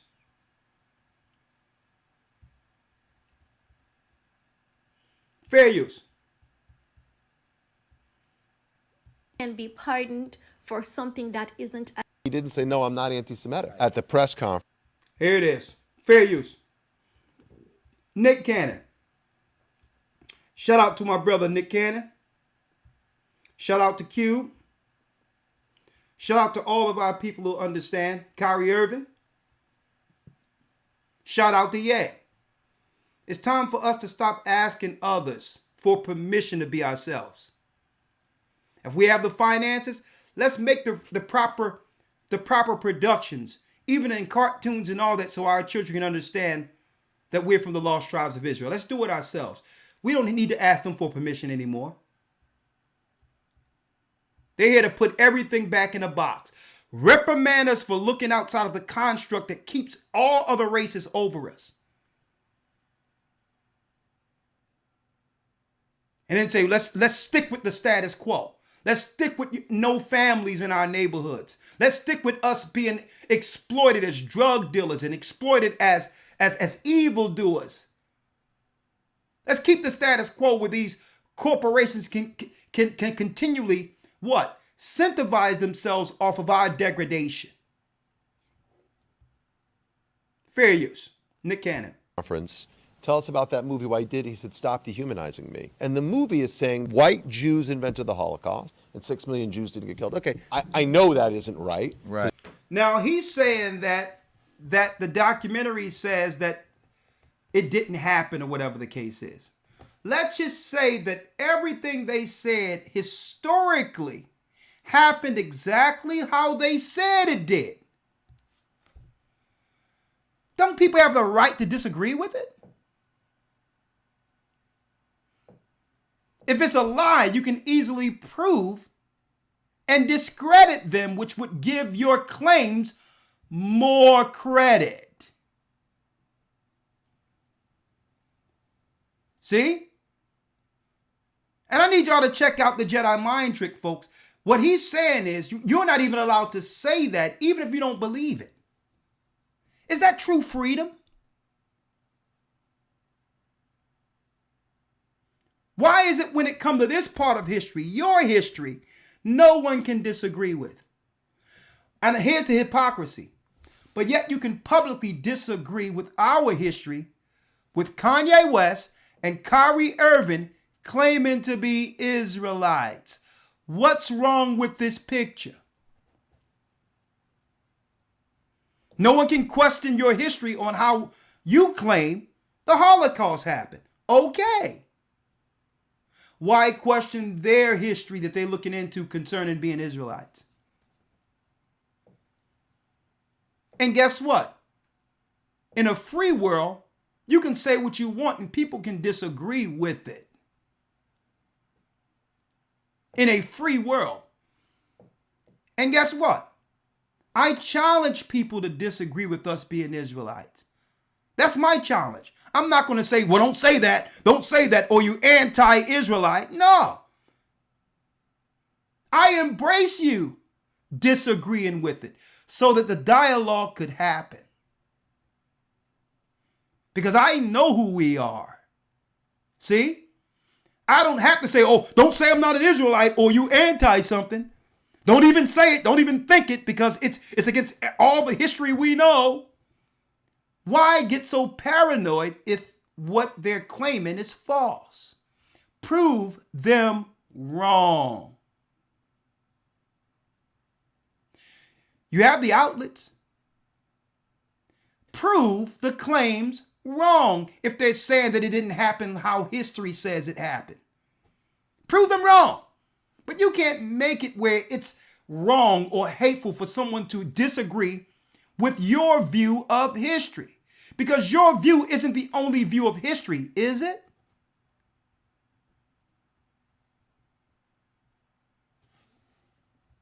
So, folks, it's all about guilt and putting you on the defense.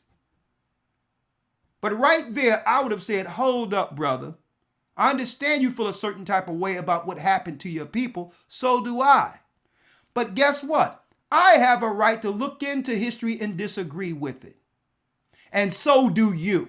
So back up off of trying to back us down from having a dialogue.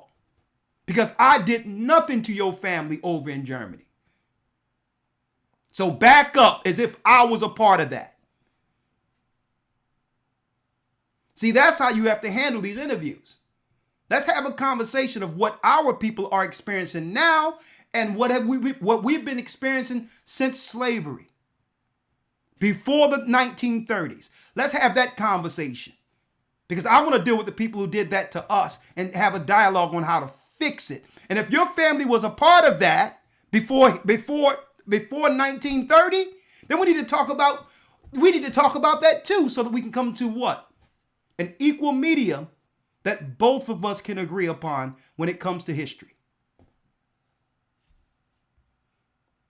There's a gigantic historical record. Jewish people know when you dehumanize us this way, we know what's around the corner. So in that So it's about stopping what's coming from around the corner. How do you know what's coming from around the corner? How do you know? See, but our problem is we don't have to deal with what's coming from around the corner. We're experiencing a genocide now. And that's what Kanye West was talking about.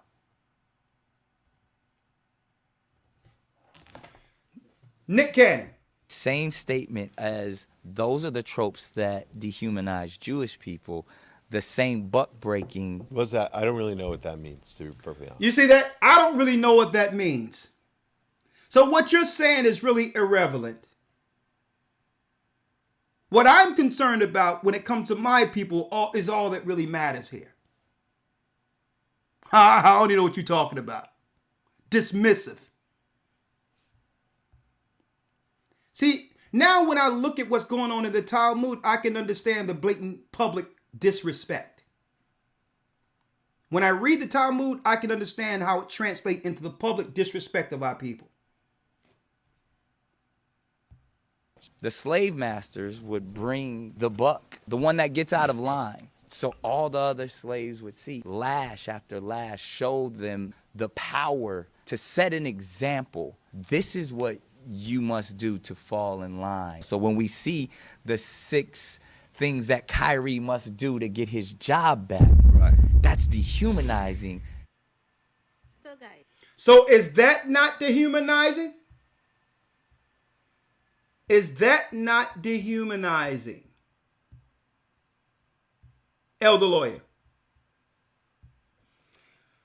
When it comes to this guy have to have sensitivity training, pay $500,000 to a non-hate scenario, go get reprogrammed, show contrition, go out publicly and denounce the documentary.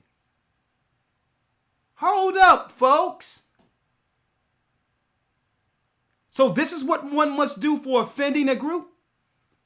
So how many $500,000 they have to give us?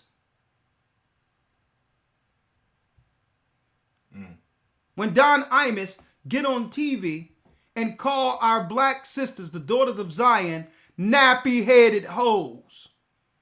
Where was his long list? In order to be accepted by the corporations after he said that. You know what? It was a laugh. That's right. It was a laugh in some of their country clubs when they were sitting there with their cigars and their cognac laughing. That's what it was. Okay? They can do what they want to do. They can say what they want to say against our people, knowing what? There's no recourse. We have no economic power to take anything from them. And that's what this is outright showing. How powerless we are as a people. Hence the reason why we need to get behind our brothers who are willing to put their lives on the line. And their resources on the line. To make sure that we don't have another generation pumped out like the generations that are in our communities right now. And by doing so, we must embrace being Israel. And we have to make it where embracing Israel has little to do with them. It's more so with us getting on code with one another. That's the true business of an Israelite. There's a model we see in their communities that whenever they are attacked, they rally together. Even if they don't know exactly the narrative, they know to get on code once and for all, whether they agree or disagree. They know when to politically get on code all at once. And folks, that's in the law on how to be civil one amongst another against an existential threat. Outright. I know we have problems, but there's a bigger problem if we're not on code with one another. When we're being threatened, we have to be threatened as a whole. And understand what? The political consequences for not being on code. We only trigger together when the enemy allows us to be. Like that garbage Black Lives Matter. We can only be on code when it's politically controlled by them. No more. It's a bunch of garbage. And when Kanye West said, Elder Lawya, white lives matter, you know what? He didn't say anything wrong. Common sense will tell you that white lives matter when in comparison to black people. Only thing he was showing you the hypocrisy of a so-called free country. Right. The hypocrisy. If I have freedom of speech, I can put anything matters on my shirt if we're truly free. And the joke was on us with Black Lives Matter. Because the same time we were marching with all that crap with Black Lives Matter, our people were being destroyed. And they sitting there laughing behind the scenes saying, yeah, Black Lives Matter's all right. It matters all right. Let's open up some more Planned Parenthoods in their community. Black Lives Matter. To make you think the only threat we have in the society is by white cops. Utterly ridiculous. They're shaping the frame from whence we should be offended and all that and get on code with one another. We shouldn't get on code with one another strictly with the white cop black man narrative. If we get on code with one another according to God, we don't have to worry about the white cop, black cop narrative because we're on code and we'll control the community and say, well, no, you can't have an East Indian come over into our community and now walk the beat in our community. You can't have a Chinese man in our community walking the beat. You can't have a white man who's not from the community walking the beat in our community. Police your own community.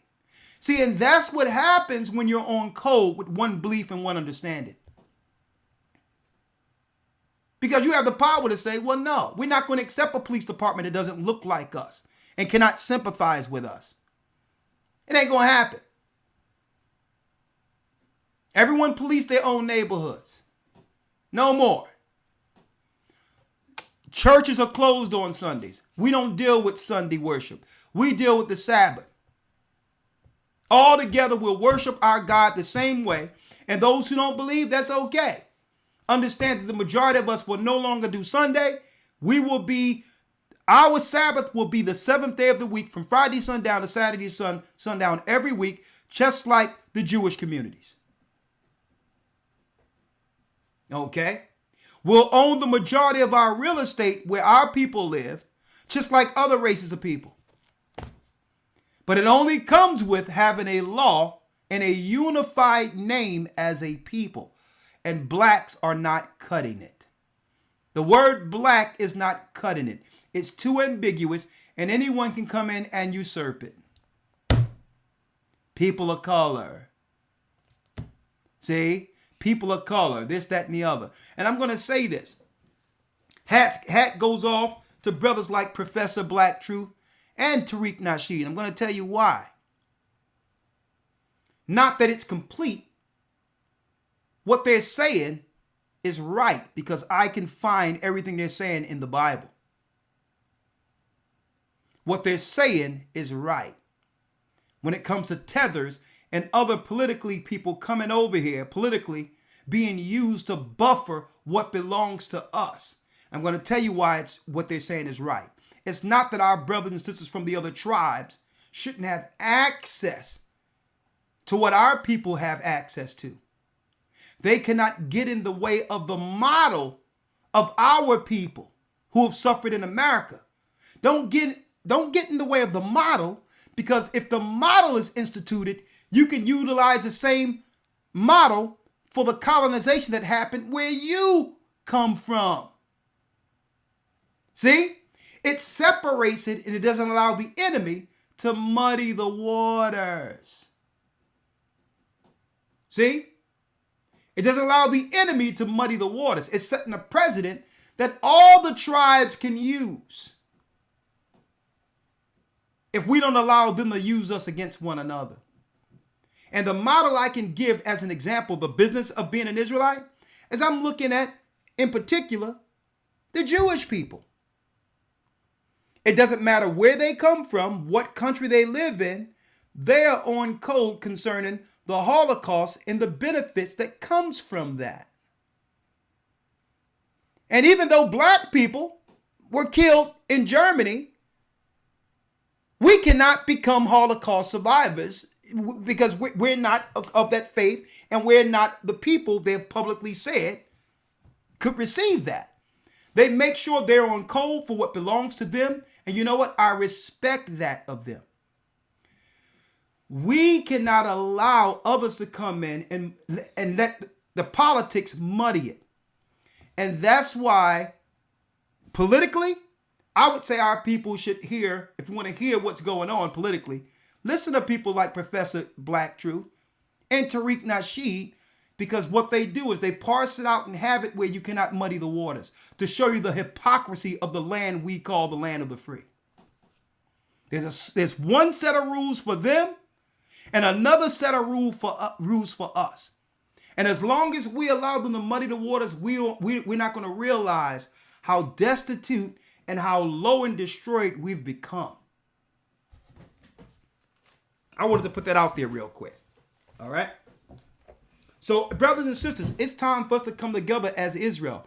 They don't care if you say you Egypt. They don't care if you say you Muslim. They don't care if you say you Christian. But Elder Lawya, what happens to the business when Israelites say they're Israel? Anything, Elder Lawya? It's on you. Yes, sir. Well, I think that I can really appreciate what we're seeing in this time, especially going back to the clip we've seen of Brother Jason Williams and others who are within that particular arena, who are stepping out and actually speaking to this and giving an opposing view, or at least an alternative view to what's been pasted and has been pretty much drawn out from every major media source, media outlet, media shield, media figurehead on the major networks. I think the reality of the matter is that we have to really understand what we're up against. When I say we, I'm talking about from the I guess you would say the elite of our people, or those who are put before us as the elite, entertainers, athletes, so on and so forth. Yeah. Even to the lowest of us, we have to really understand what we're dealing with. You're dealing with a people, okay, who from birth are taught that they are the chosen people of God. And because of that, it doesn't matter how much money or influence you may have, let's say you're a black man. It doesn't matter how much money or influence you have. Based on their teaching and the systematic reinforcement of that teaching, no matter how much money you think you have, a multimillionaire, a billionaire, what have you, based on how they're taught, you're still not better than them. Yeah. Them living in a community, they can be on welfare, they can be poor, whatever their circumstances economically, the training that they receive, the teaching that they receive, places them above you mentally, places them above you spiritually. And that's what we're dealing with. So above the economics, above the money and the finances, as you're mentioning, there needs to be an ideology, an understanding, a common understanding amongst us all to know that there's something that we're all responsible to. There's something that can galvanize us with principles and rules, which really, if we apply, they wouldn't hurt anybody unless someone just wanted to be evil, and someone just wanted to be a rabble rouser, or someone just wanted to be perverted. There's no reason to actually reject the principles that would unite us, which would be the principles of the Bible, starting with the principles of Christ. Yeah. Okay. So I think that until that understanding is really driven home, that Christ is really the key. When he says he's the way, the truth, and the life, no man cometh to the Father but by him, and that it's his word that sanctifies us, it's his word that shows us the way. and it's his word that it is our foundation. Until we truly understand that, it's going to be nearly impossible for us to even address this topic of how do we find our way out of this position that we're in politically, economically, or what have you. Elder Lawya, I'm going to show you even how lost I was in a nutshell. And it brings to light, or it really dovetails what you're saying, that the indoctrination almost of all people, just say even in the Jewish community concerning, there's something that comes with a child being taught from birth. You are the chosen people of God. Right? I'm going to show you what dovetails that, or really highlights what you just said. Because automatically, it makes the child believes, as they grow up, inherently, subconsciously, that they're better than everyone else. So I can understand the shock that happens with probably some Jewish people when they come across black people who are saying they're Hebrew, they're Israelites. Okay? And Right. the example I can give is because in my sheer ignorance, being a Christian, and I thought I knew everything as a Christian. I really didn't know anything concerning what Jewish people believe until I got in the music business, and there was a friend of mine by the name of Steve Walkman who recognized my talent from an early age. Very good guy. I mean, I love him. You know, he passed over. You know, it hurt me to know while I was away that he died. But he was a good guy, but he was sort of like a hippie type guy, right? But the first introduction I got to understanding that they viewed religious and the political and social landscape different than my people. This was me, a black guy, coming off of 15th and Diamond, 1526 West Diamond Street, going into he lived up in the Northeast, amongst where Jewish people were. At that time, we were totally separated. And I used to go and do my tracks when Mac first came out with a music platform. I remember the first little square Mac and all that. He invited me up there, and we did a song, Stand By Your Man. We did a few songs up there that got me recognized on my way into the music business. And then one day, out of nowhere, he's sitting there smoking a joint, and he's talking. He's like, "You want something?" Like, "No, sir, no, sir, no, sir." And he says, "Well, you know." And the conversation came up, and he got upset with something on TV with the Palestinians and all that. And he's like, "They're looking to just destroy our people. We got to stand." Da da da. And he had nothing to do with what was going on within Israel, but he was looking at TV and he was mad. His eyes was red. He was crying. And I'm like, "Steve, what's going on, man? We got to get this session going." He says, "Man, they trying to get rid of my people." And I'm like, "My people? What are you talking about?" He was like, "Jews, the chosen people." Now at this time, Steve was about 27 years old at this time. I was a younger man. I was way younger than he was. But he was crying about what was going on in the Middle East and said they're trying to get rid of my people. And it was weird to me coming out of North Philly. The only thing we're taught religiously is God loves everybody. All people are the same. And I didn't know anything really about Jewish people in particular, as far as what they believe. I wasn't raised in their community. And that was my first introduction to me realizing that there was a difference. That they see themselves different than every one of us. And they're just raised that way. It's not their fault.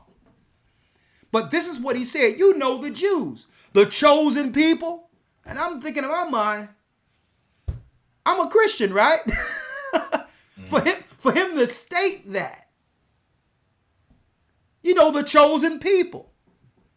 Automatically, that's him believing, inherently growing up, being taught that him being chosen by default makes him or his race more important than other people. Right. And at that time, even if I thought that, I couldn't in good conscience make a statement that would have another race of people believing that we aren't equal when it comes to the love and our interaction with one another. I would never have stated out of my mouth, I'm the chosen people with another race of people in the same room, and not without receiving some type of pushback. We weren't even trained in the Christian church to believe any other thing than all people are created equal who believe in Christ. But right there at that age, I can still remember that conversation, what was on the TV, and at that time, that was my introduction to being the chosen people of God. But it wasn't Israelites stating that they were the chosen people. It was a white Jewish music producer, a friend of mine. Okay? So you can imagine the look on his face when he seen me one day with Dimitri saying, well, we're really the chosen people of God, when I made that statement to him. But I told him, it doesn't change how I feel about you. That would never change. And it doesn't change our relationships and how we interact with each other like brethren. And even after I found out I was an Israelite, I still treated him with the respect he treated me. It didn't matter. We were in this together. We were in this together. Okay? When it came to the music. So I just want to put that out there. That's how I didn't hear nothing about the chosen people of Israel. I wasn't indoctrinated by some black people who radicalized me. The first time I heard about a chosen people is when a white man told me he was chosen. But it was God through his prophecy that had it come around full circle. I knew no better.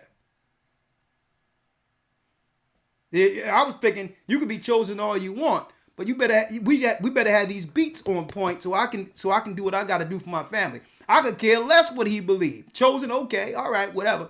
Because I wasn't politically savvy. I didn't care about what was going on in the Middle East, but obviously it affected my session. That's all I cared about at that moment. My folks is hurting. We're broke on 15th and Diamond. Drugs is killing my people. My family are getting into the drug game. Whatever the case is, I need to make some money to pull my family out before they die. I could care less about who you were. Hey, pull that track up. Right? So it wasn't some black radicalization that introduced me to the concept of a chosen people. It was white people who introduced me to the fact that they felt different or chosen opposed to every other people. But no one deemed them radical by stating that they were the chosen people. Right.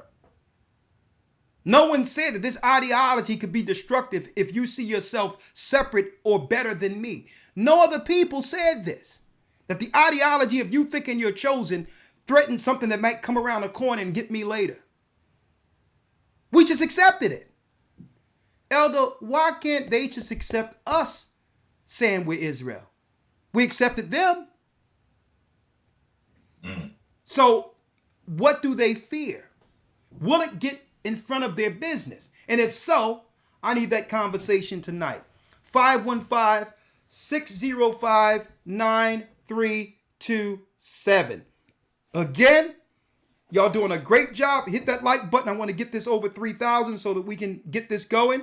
I got a few more things to show. Last but not least, before I put out, I'm going to do another video after I go through a few of these calls. Real quick. Do they fear us claiming we're Israel? Do they fear it? And if so, why? And what did Kyrie Irving do in particular himself that can be labeled anti-Semitic? Are my two questions. I got it written down here. Do they fear us knowing we're Israel? And if so, why? What does that do for business? Number two, what did Kyrie Irving do wrong himself that would make other people, Jewish people in particular, offended or label him anti-Semitic? What? So if you're white, if you're Christian, Jewish, doesn't matter who you are, we have the freedom to have this discussion, because I would like to understand, because whatever he did that was anti-Semitic, that can be proven, I need to know so that we can avoid that going forward. And if he did something wrong, I would be the first to stake claim here on this platform and say, he did this wrong, this is anti-Semitic, and it shouldn't happen. I believe that when they broke us in slavery, with our people being from the lost tribes of Israel, I believe that was anti-Semitic. When they separated our families, when they raped our women who were from the lost tribes of Israel, we didn't have a political term to protect us. We didn't have a political term to protect us. So why do they fear? Here it is right here. Limba tribe in South Africa has Jewish roots, genetic tests reveal. So this is not a belief, folks. This is not them being Israelites through religion. According to their authority, their historians over there, they know that blacks are from the tribes of Israel. Genetically. Genetic tests revealed this already. This article came out in 2010.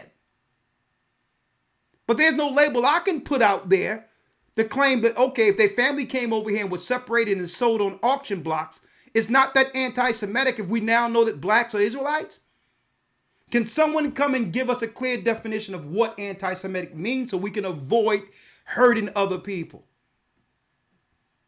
What did Kyrie Irving do so wrong that it was labeled anti-Semitic and that he must now go through training, re-educating, and pay a fine in order to do what most cannot do?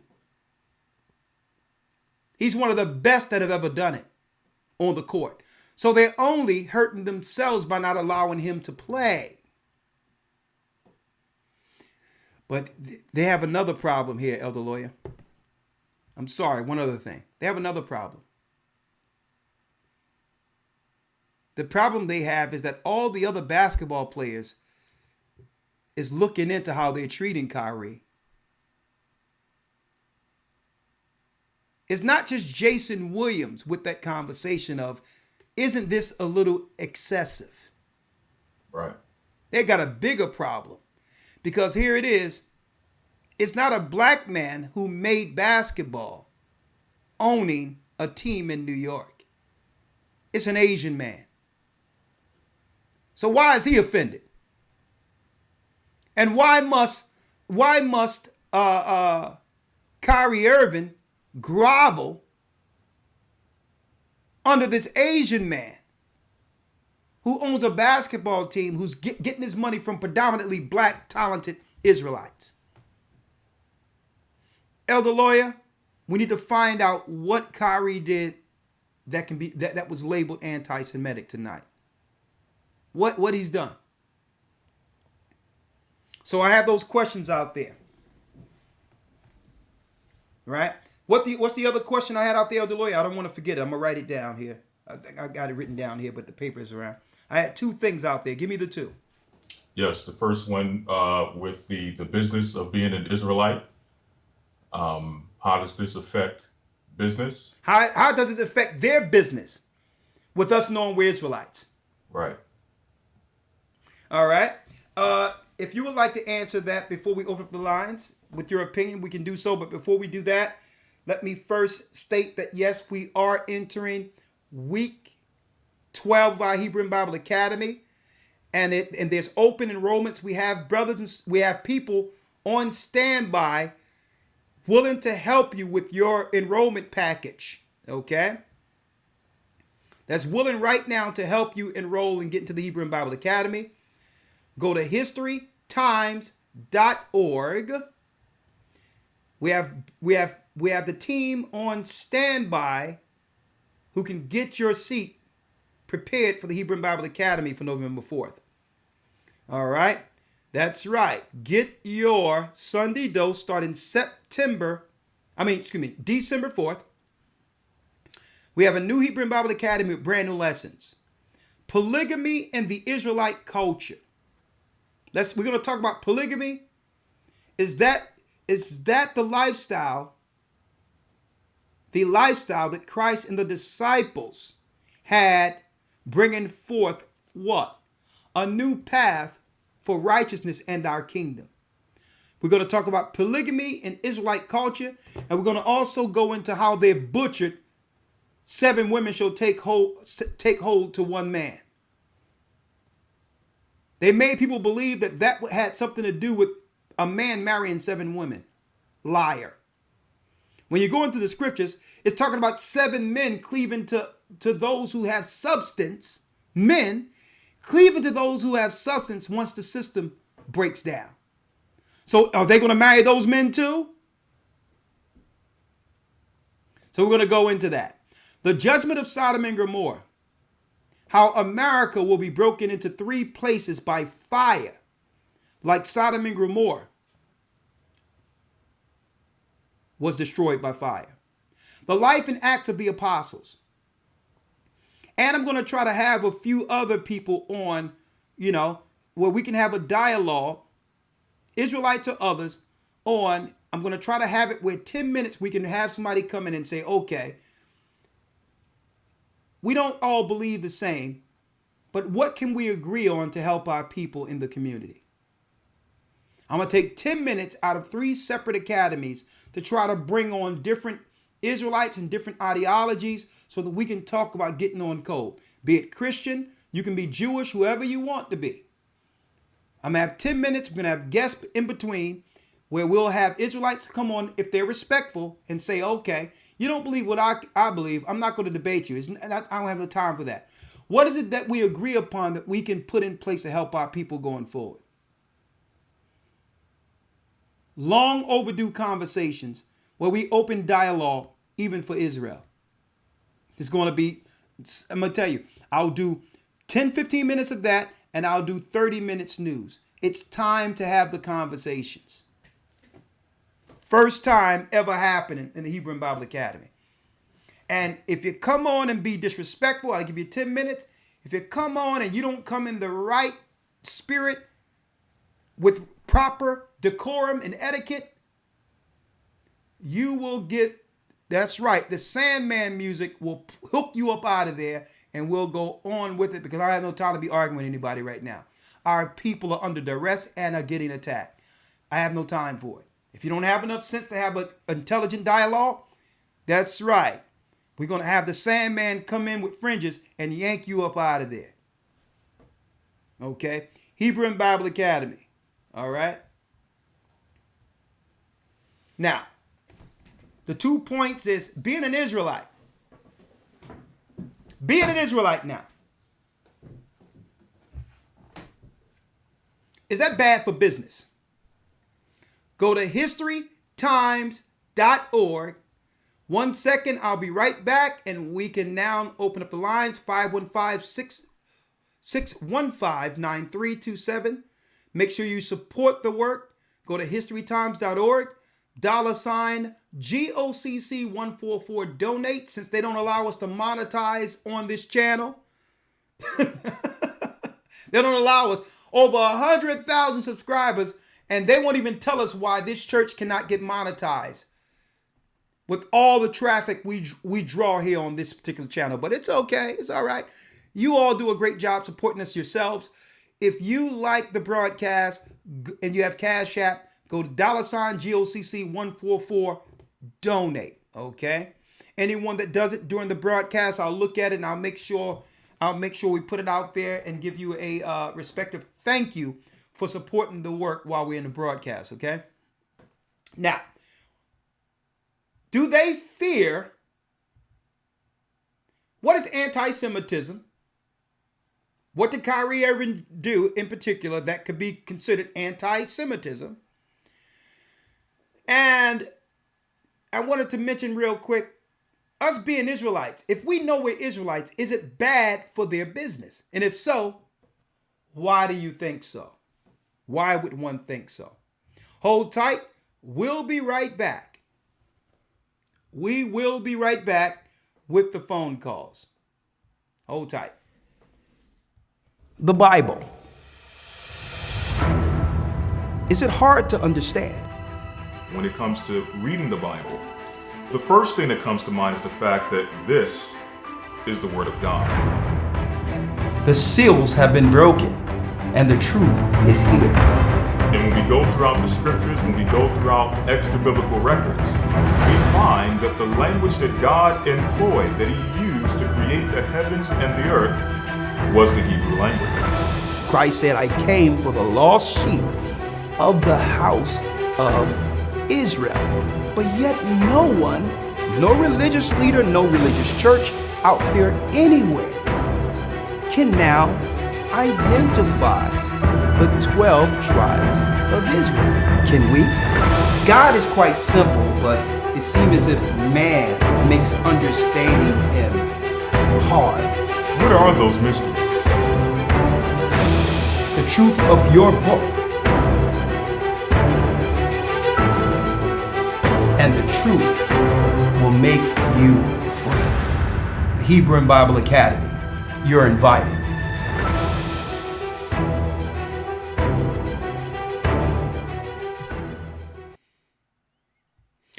Yes, you are invited. I'm Elder Rawchaa of the Gathering of Christ Church, Elder Lawya.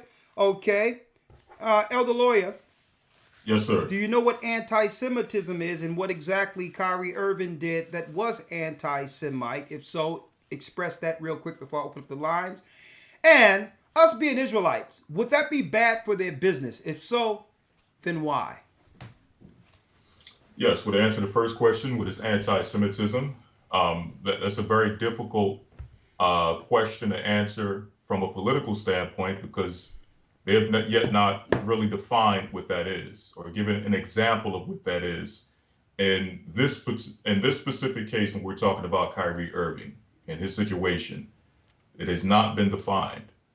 Now, if you're going to go from a biblical standpoint, again, Shem is the father of many nations. So if you're going to say anti-Semitic, no one of those nations have a monopoly on that term. So Arabs are Shemitic. Palestine, all of these nations fall up under Shem. So that, again, anti-Semitic itself is a misnomer. Okay? It's not specific. Now, what did he do that was anti-Semitic?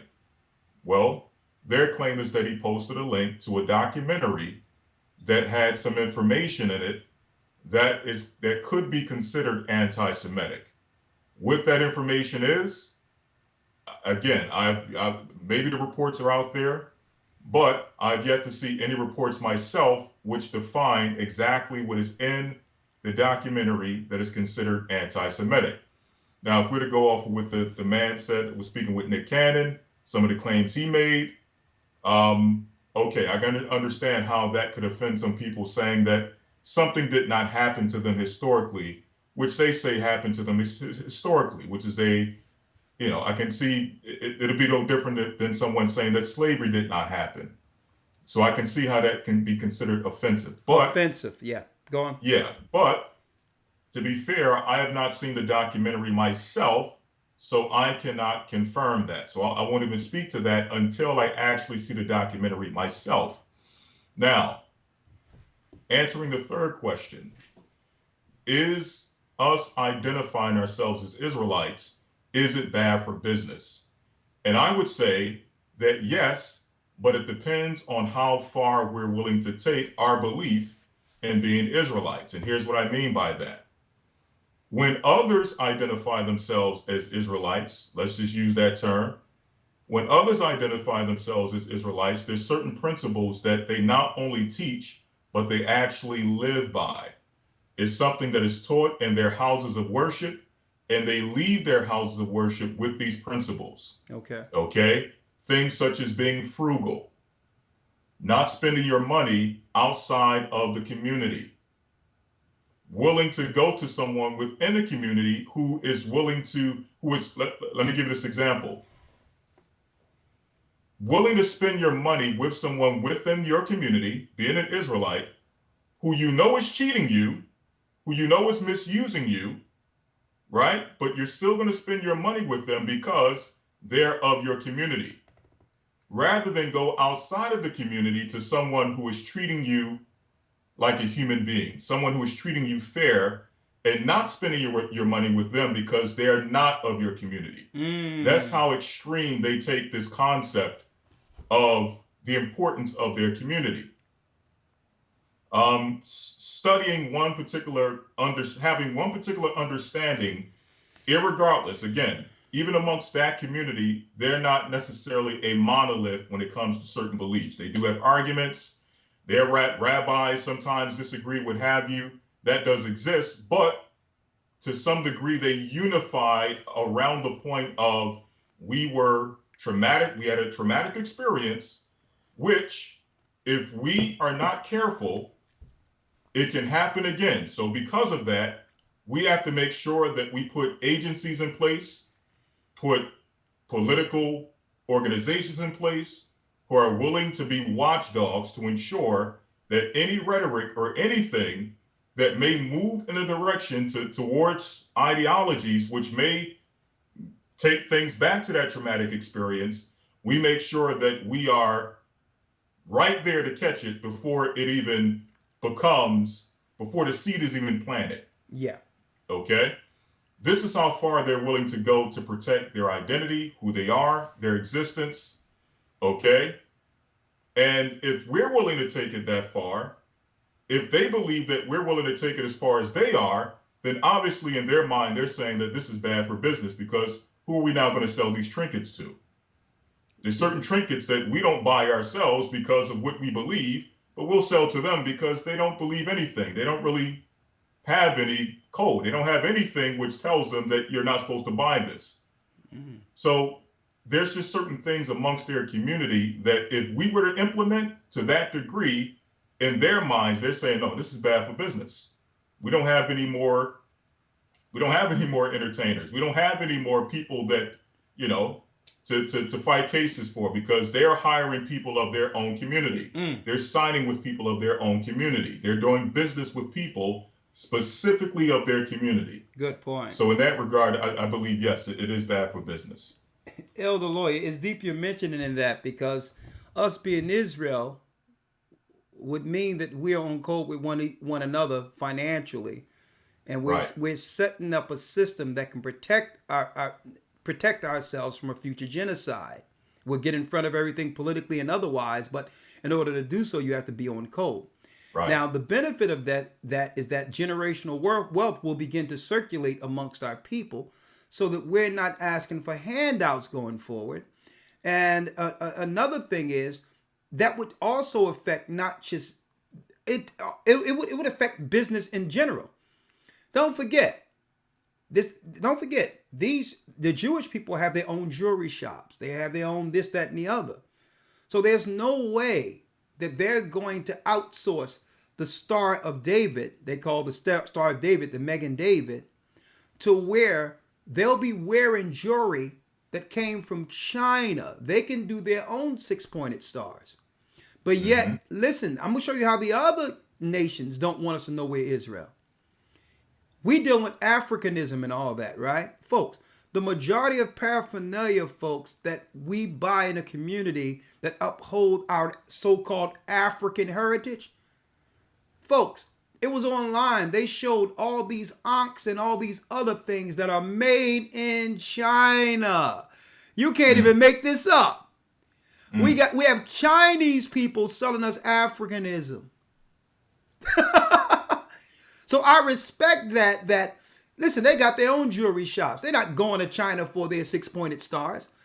But here it is, our people with nothing, in order to uphold our African culture, it's made in China. So if we were to, because we spend more than any other people as consumers, if we were to come on code, I believe it would be bad for business. And that's the biggest issue with them trying to get in front of Kyrie Irving, because it's deeper than this documentary. They don't know how far we're going to take this. It's really a dark spot for them that they cannot counter-react or plan for. They don't know which way this is going. And I think the fear of that in of itself is why they're doing that and labeling him anti-Semitic and a tissy over a tweet. So it's not just what would affect them. Folks, we have Chinese people selling us ox in the community talking about pro-black, my brother. Hotep. Happy Hotep, brother. Happy Kwanzaa, my brother. Man, I think I'm going to pull that up. All the Africans are buying their paraphernalia from China. It's a joke. It's a joke, folks. We are the brunt of all of their jokes.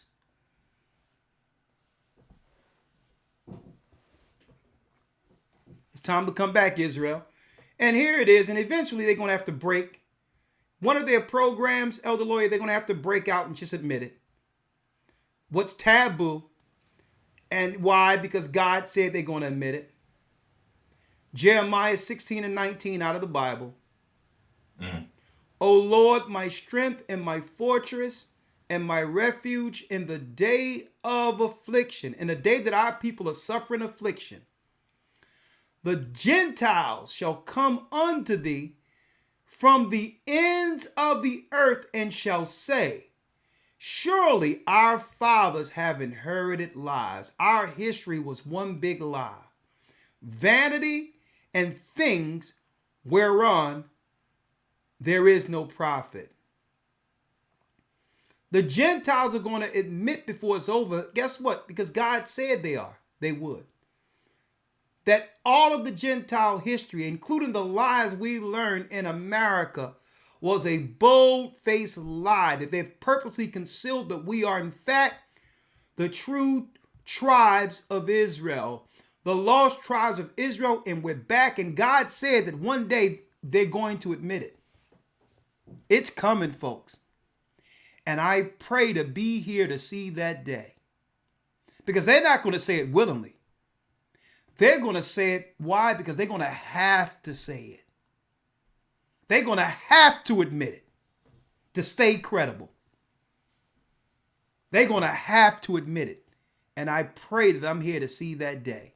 And when I see Kyrie, Ice Cube, Nick Cannon, folks, that's the tip of the iceberg, and they know it. They know these conversations are being had in every locker room on earth.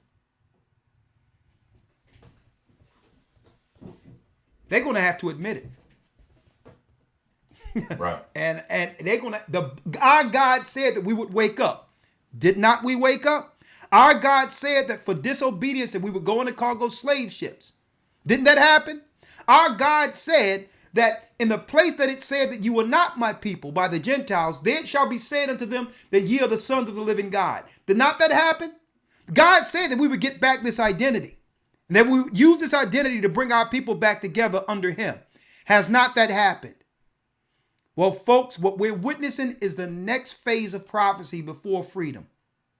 Where the Gentiles come out at the very end and admit, okay, y'all got us. We all lied to you. You are, in fact, the children of Israel according to bloodline, not your religion. Whether you want to embrace it or not, it's off of us. We told you. Watch that happens. Watch what I tell you. It's going to happen. All right, so now, here it is, Elder Lawya. Let's now open up the lines. And the two questions posed, hit me with both of them, Elder Lawya, again.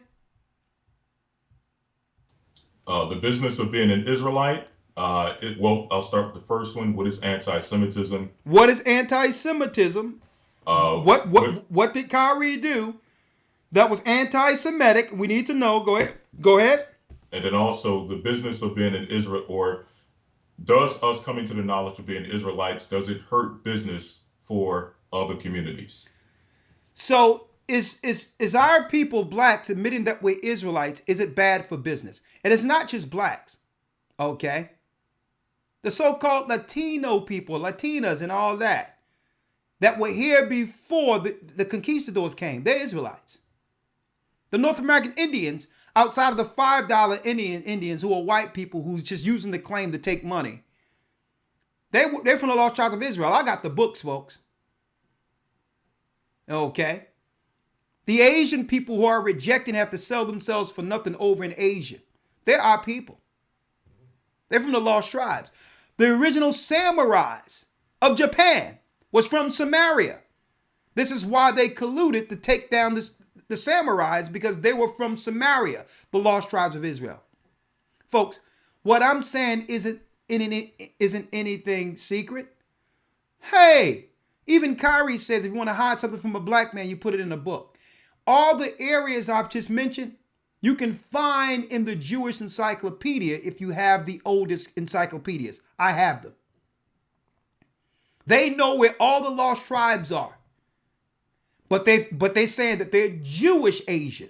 They're not telling you that they're from the tribe of Simeon, the tribe of Ephraim. They're over there too, folks. So that Jewish term is a blanket term of ambiguity because it doesn't allow us to get down to the meat of it. What tribe are you from? So I have some of the oldest Jewish encyclopedias where I found out the lost tribes, not just here in America, but in Africa and in Asia. Folks, there's a large number of Pakistan and parts of Afghanistan.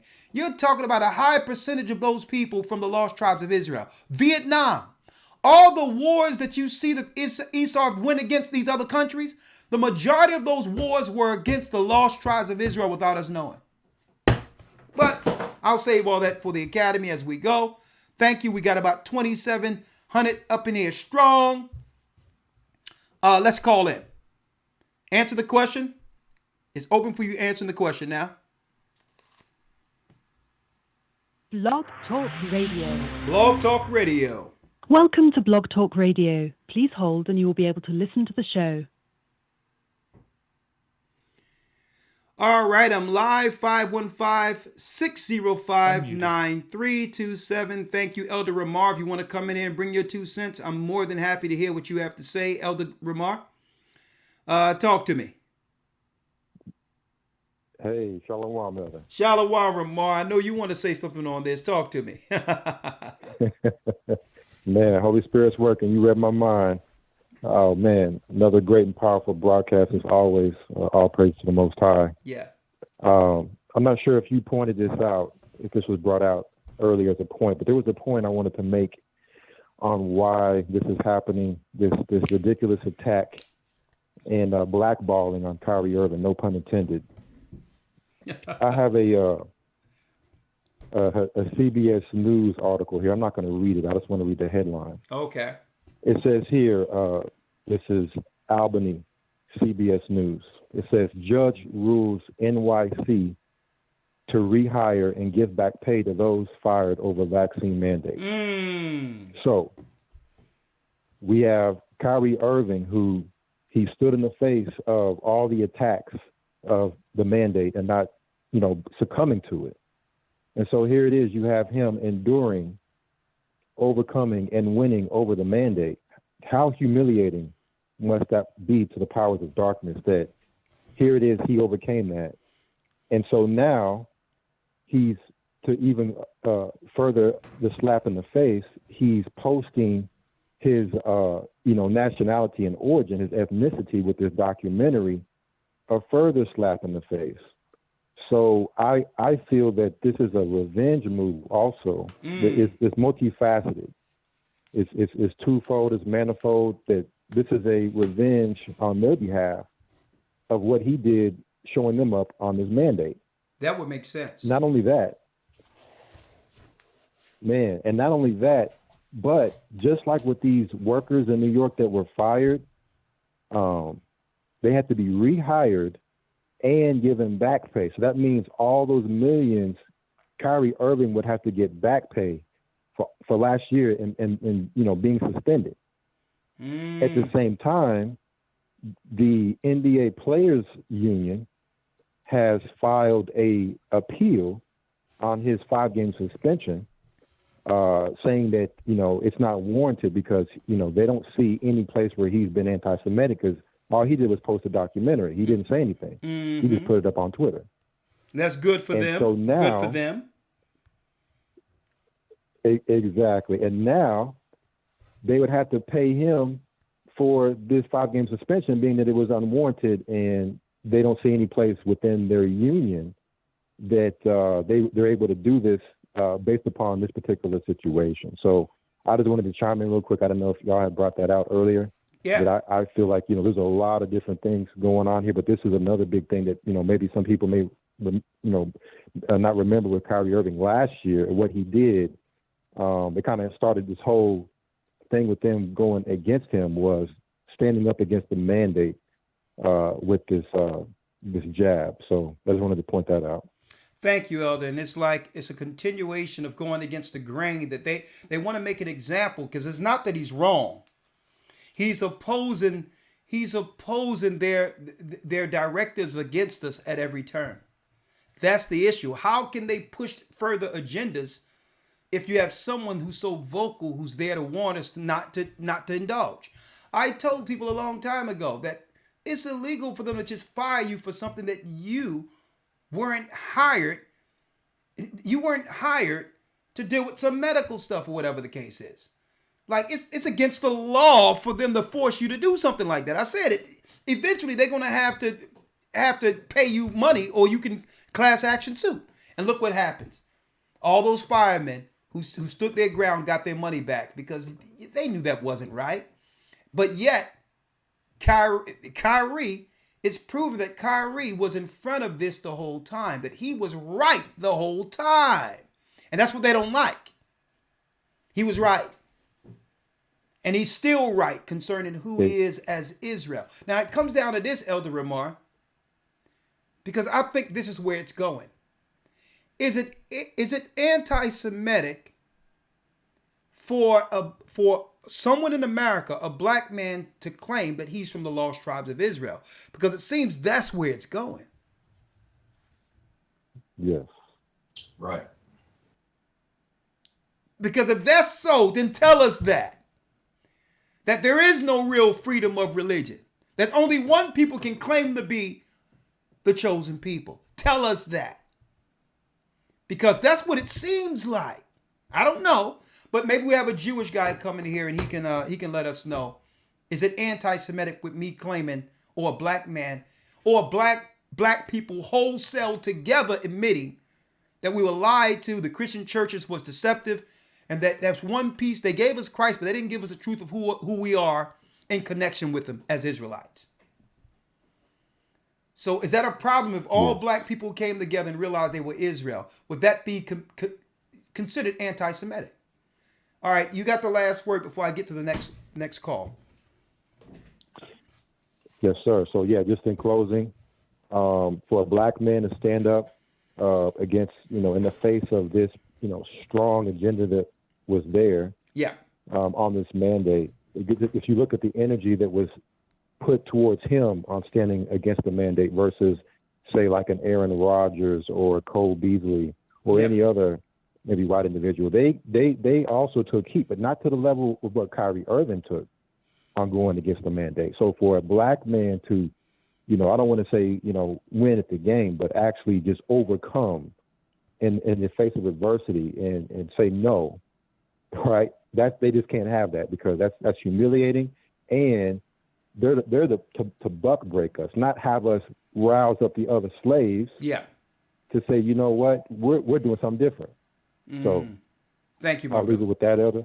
Thank you, Elder. And I want to talk about to the Most High. Thank you. I'm going to call you tomorrow so we can talk about a few things too. All right. Yes, sir. All right. Bless you, my brother. And I also want to thank these people in particular who donated tonight during the broadcast. There's so many people who always donate, so I thank you. Sandra Brooks, thank you she donated $100 to the truth. Praise the Most High. And to the work we're doing here, it goes a long way with us finishing. James Manalate, thank you, my brother. You also donated $100, and I appreciate that. Delbert Smith donated 100 with our $ GOCC 144 donate tonight. Corey, thank you for the $10 gift. You say it's for a gift, and I thank you. May the Most High bless you. We have Elisa Sparrow, who tonight gave us 20, and I want to thank you for that. And for the blog talk donation, Andy Brown, 50, thank you for that. All right. I just want to make sure during the broadcast, because I see others doing it, and I want you to know we do appreciate it. It goes without saying that what you give us go a long way. Thank you for appreciating the broadcast. Tony Ross, Sierra May, and others all the way down. Ching, thank you for the $100 offering. Thank you in supporting all of you who support. I wanted to put that out there because this was during the broadcast. I say I would give shout outs for those who continually help us. Princess Rodriguez, bless you and thank you too. All right. Let's go down the line now. Danita has a comment. Shalom, Danita. Shalom, Elder. This is Danita from DMV area. How are you? I'm great. Great. I just wanted to speak on the two questions you had. Quick comment. The first question, us standing together is claiming that we're Israelites. Is that going to be bad for business? Yeah. And I definitely agree. Most definitely it will for them.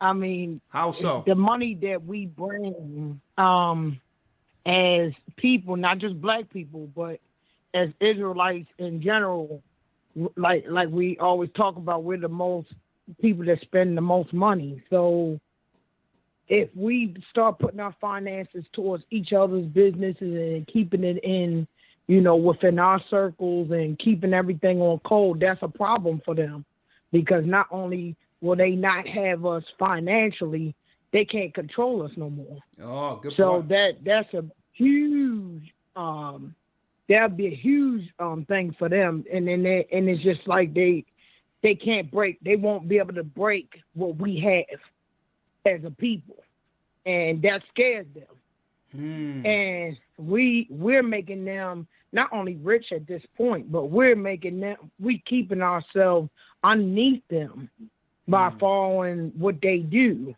But also, I wanted to say, as a people, it's dangerous. They see that not only what Kyrie Irving did, it's not only that he didn't just tweet. He got people to realize, to think about not only the documentary, but think about who they are as a people and look into it. See, before, people ignored the fact of who they were, and they accepted what they told them, what was told to them. True. Now they're looking into the Bible. Now they're researching. Now they want to know. Thank you, sister. So that's a problem for them. Thank you, and that's a good point. Thank you. I'm gonna place you on hold, sister. So that's a very, very great point that she's made there. As far as it could be bad for business with them, because think about it. If they don't have the power to take our finances away, then we're free to talk without consequence. And I believe that's why they've set up a financial structure as so, where you must toe the company line for the sake of what? For the sake of being able to pay your bills, to be able to survive within this economy. But if we come together and we help each other out financially, now there's no financial taking from those who are willing to speak the truth. More reason to come together. Because now they realize, okay, what we can do is just do what? We can embarrass them, and on top of that, take their money. Because there was nothing for them to come out and say outright, yeah, Kanye isn't worth $1 billion anymore. Right? And we used to wonder, like, who cares about that? He has a few million. But that means something, because this is their way of controlling the powerful, or those who have the influence to change the minds of what? Millions of people, our people who are suffering. They feel that these particular men on the contracts have been purchased by them to influence us. that they were purchased to influence us concerning their view on how our society should be. So that's bad business for them when you have someone they've purchased bringing forth a different message. So, but if we come on code with one another, then they can't have that particular power over us. But now, due to us, actually taking heed and understanding how the game is being played, they're about to do another shift in the economics. Okay? That's what's going to lead to the mark of the beast, where you cannot do anything. Can't buy or sell unless you have it, unless you do what we say. Or we'll just take your bank account. That's Revelation 13, folks. So they've changed the economy based on our people getting game on how the economy works. So the next phase is the mark of the beast. All right. So they have the financial component apparatus in place as a form of control. If they're gonna buy into the corporation, you must toe the corporate line. The only influence you can have is the influence we have through what? Through our corporate structure and shareholders as a form of control. And it's a what? It's a way of censoring us. But I'm glad these men are willing to sacrifice something for the sake of their own people. It goes a long way. Sister Cora. Sister Cora, then, and I have Shamar coming up. Oh, Shalom, Elder. Shalom. Do us a favor. We need some quiet in the background, if you may. There's a lot going on there. Okay, well let me go to a different room, in just a minute. I'll go to a different room. There's no talking in the background. Oh no, Corey, don't worry about it. I'm gonna get back with you. Get it together. I'm gonna come back with you after this call. All right. Shamar has a comment. Talk to me, Shamar. Shalom, Elder. Talk to me. Yes, sir. I just have a comment. I just want to say all praise to the Most High Higher.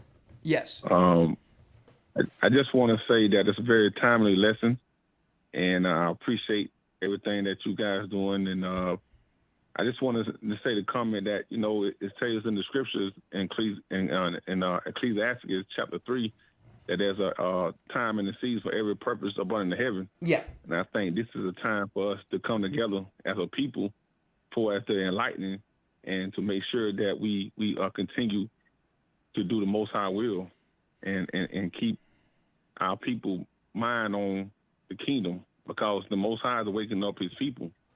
Yeah. And we used to say at the church down here in the South Georgia body that if the Most High was to wake up one of these moguls, one of these superstars, that it'd be over. Somebody, we used to say that it'd be LeBron James or somebody of that magnitude, that if he was to wake somebody up like that, that the truth would just spread abroad. But nah, it wasn't LeBron, it's Kyrie. Yeah. And it's that time now for us to,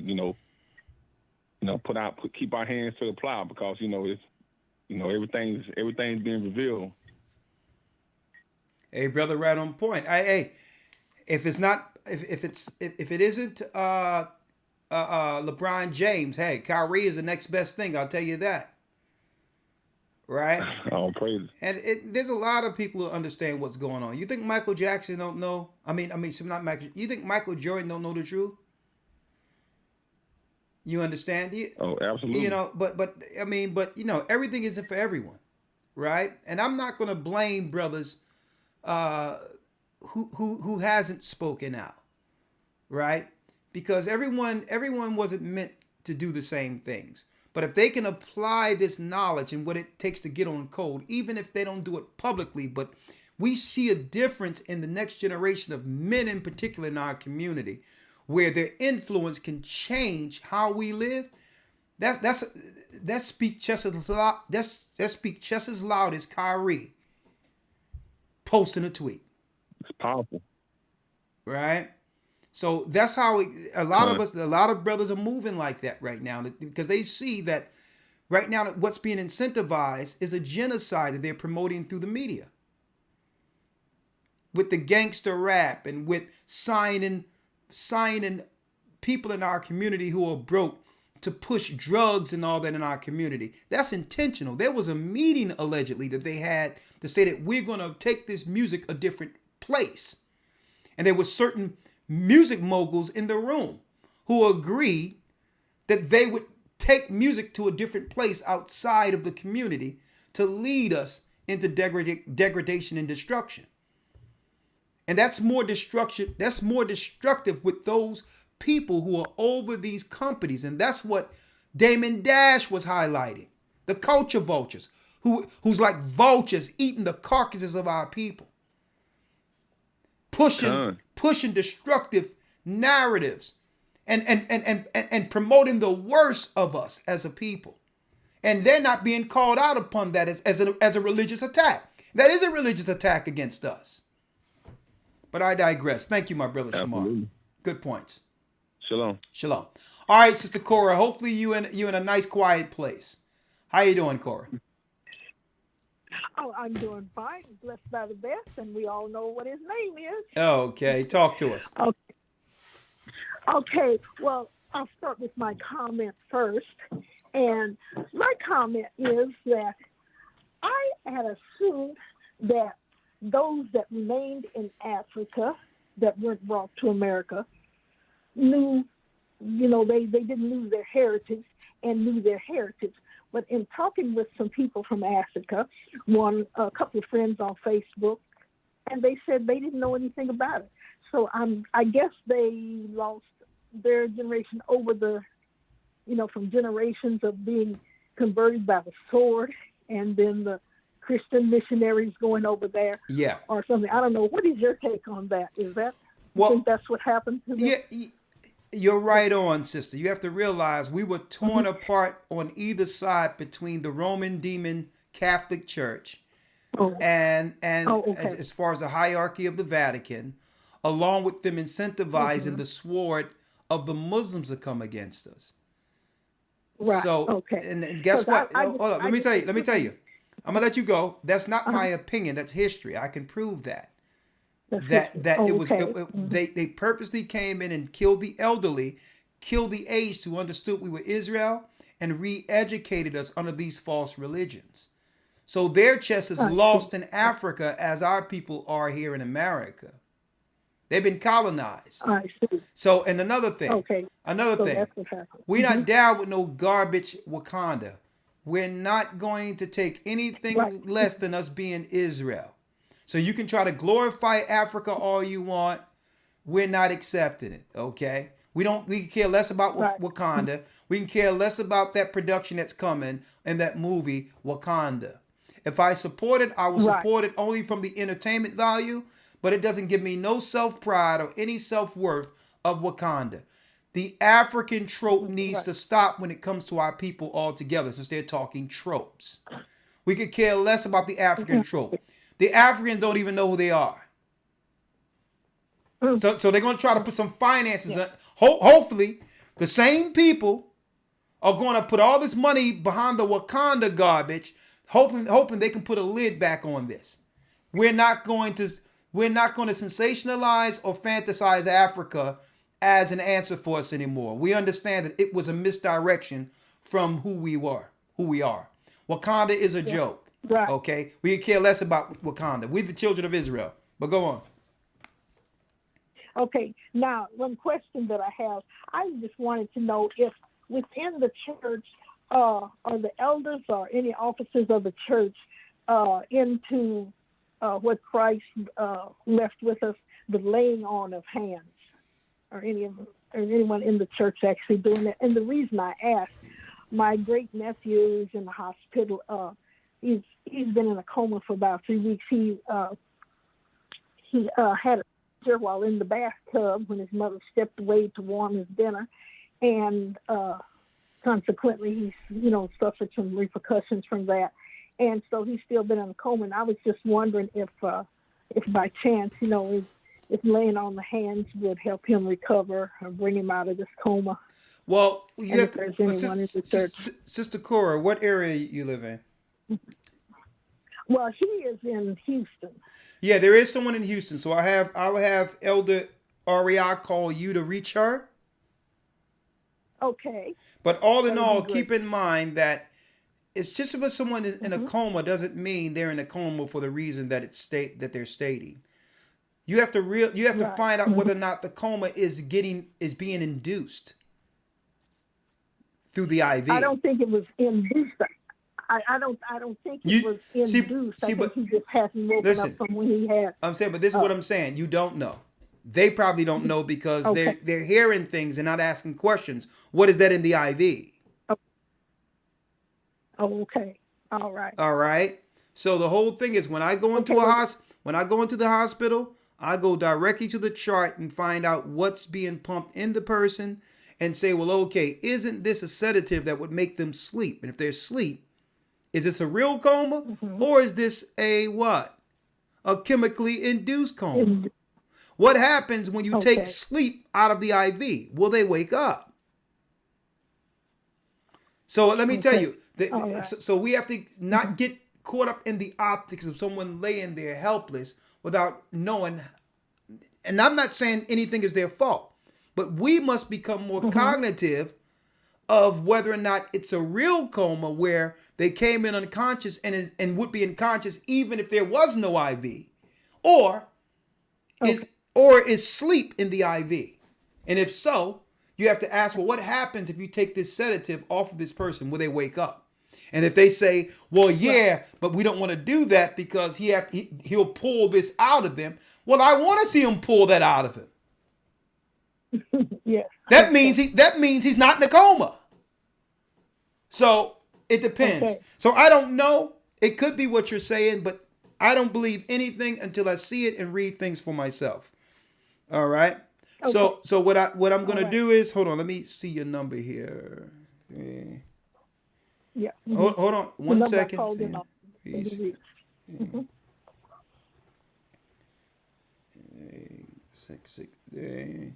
Okay, Nora. What I'm gonna go to the next call, but I'm gonna have Elder Rawchaa call you.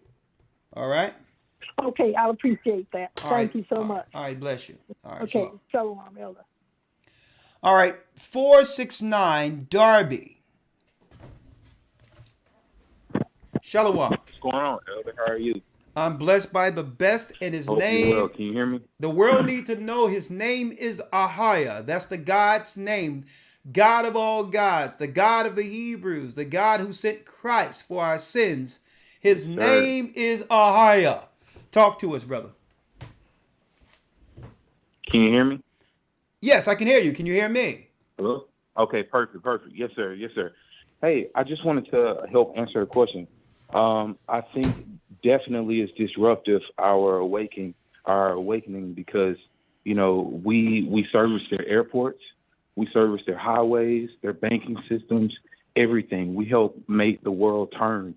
And that's just it could be alarming. It could almost be just a security situation. Just so many people awakening as they are at this time, and obviously the Most High is using men like Kyrie Irving, men like Kanye West within their roles, and brothers like myself and fellow listeners and yourself. You know, we have our various influences in communities, and I've been using mine to help impact the city of Dallas. Okay. I've been working on a project because Black women in Dallas, just a statistic of my community alone, deliver preterm 14% higher than our counterpart women in the community. And that's been disturbing, especially when you hear things like Roe v. Wade. So my wife and I, we just have embarked on helping women, especially disadvantaged sisters, get a 100-day supply of prenatal care. Well, and I can give you the website if you want to share that with sisters that are pregnant in the city of Dallas. Well, before I let you go, I will allow you. You can just put that out there. I don't usually do that, but I'm gonna allow you to do that here. But what we need to look into is not the women who's having child mortality issues and all that at the back end. right? And them not being able to make it through pregnancy and all these other things. That's a great point. We need to start looking at what type of schedules that they doing in our inner cities for our children that would lead to them being less healthy opposed to other people when it comes to having children. We were not like this before. So it's time for us, it's time for us to get back to a point where we don't deal with the outside intrusion of getting stuff in us and our children. Okay. We need to work towards that, and then have a case study on whether or not these women grow up healthy enough to have children, opposed to the children who are up under these systems and going to school and getting all this stuff in them. And by the time they get of age, this stuff is causing fibroids and all these other things that can be connected to, some of this preventive stuff out there. And that's all I can say. And it's starting to look like that some of the choices we're making for our children, our young girls and our young boys earlier, are coming out to the it's coming to turn out that these are the ills they suffer as adults. And no one have done a case study on this, but I'm starting to believe that it's what our parents agreed to allow the system to do to us as children that's leading to this. But go on. You have the last word. You can put out the website. I appreciate that. Thank you. I will go back and replay that, because every time you mention what the community should do, I'm the type of person that gets my notepad out and I take those notes. So I appreciate that. And I also appreciate the various callers that say, hey, this is what you should do for preparedness, or I have olive oil, things like that. I really listen to things like that. So I appreciate that. The website is called Vitamin Bridge. VitaminBridge.com? It's a faith-based organ. Yes, sir. Vitamin Bridge. VitaminBridge.com. I'll be looking into it myself. Supply. Yeah. Okay. Well, you don't got to advertise it. And then you also let them go there. Yeah, okay. That's all I can do is have you put that out there. I was going to say something about the church. Okay, go on. Yeah. Well, you mentioned earlier about the legacy program for our children, doing various documentaries and things like that. I was wondering if I could just lend my skill set to help you see that come true, because you always say, why not do it now? And I would like to use my skill set to help you do that. So is there an email I could tell you how I help with documentaries and fundraising, where we don't have to wait for Kyrie, we don't have to wait for Kanye to help us. We could just do it right now. Okay, well, that's the stuff I like to hear. Send an email to gathering as one, the number one at AOL.com. Attention, Rodney documentary. Attention, you put that in the subject. Rodney documentary. Attention, Elder Rawchaa, and I'll contact you. All right.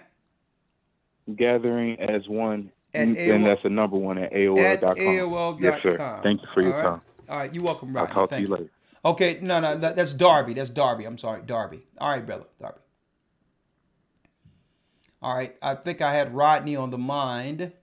Where is he? Rodney's here. Shalom, Rodney. Shalom, Elder. Shalom. The business of being an Israelite. Man, what you're doing. Some serious business. I feel your pain. I just want to come out the gate saying Kyrie didn't do nothing wrong.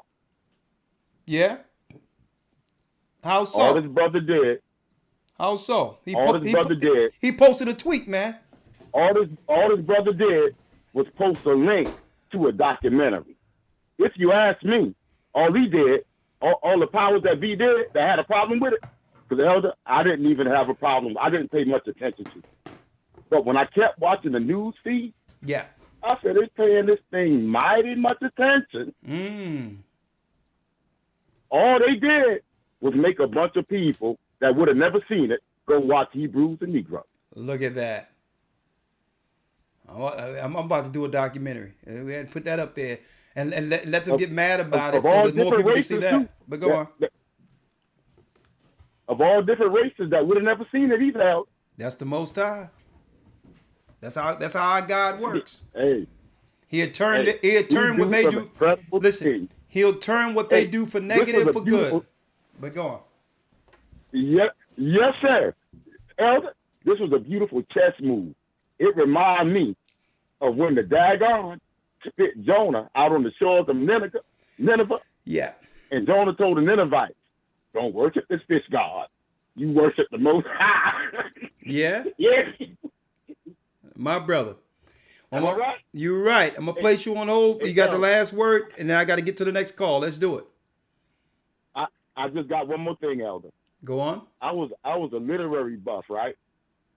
In school, we had to read the Diary of Anne Frank and a book called Mein Kampf. That was Hitler's diary, my diary. Okay. You ever remember seeing, we get clips all the time, Elder, of Hitler giving a speech with his fist up in the air and his hair flapping. And he's in Munich, Germany, in front of hundreds of people. He said something that interested me in this clip because I was always into him after I read Mein Come Kampf. on, you got to land it, brother. Talk to me. You have to get to it. He said that, I'm going to put it in old Southern terms, he didn't give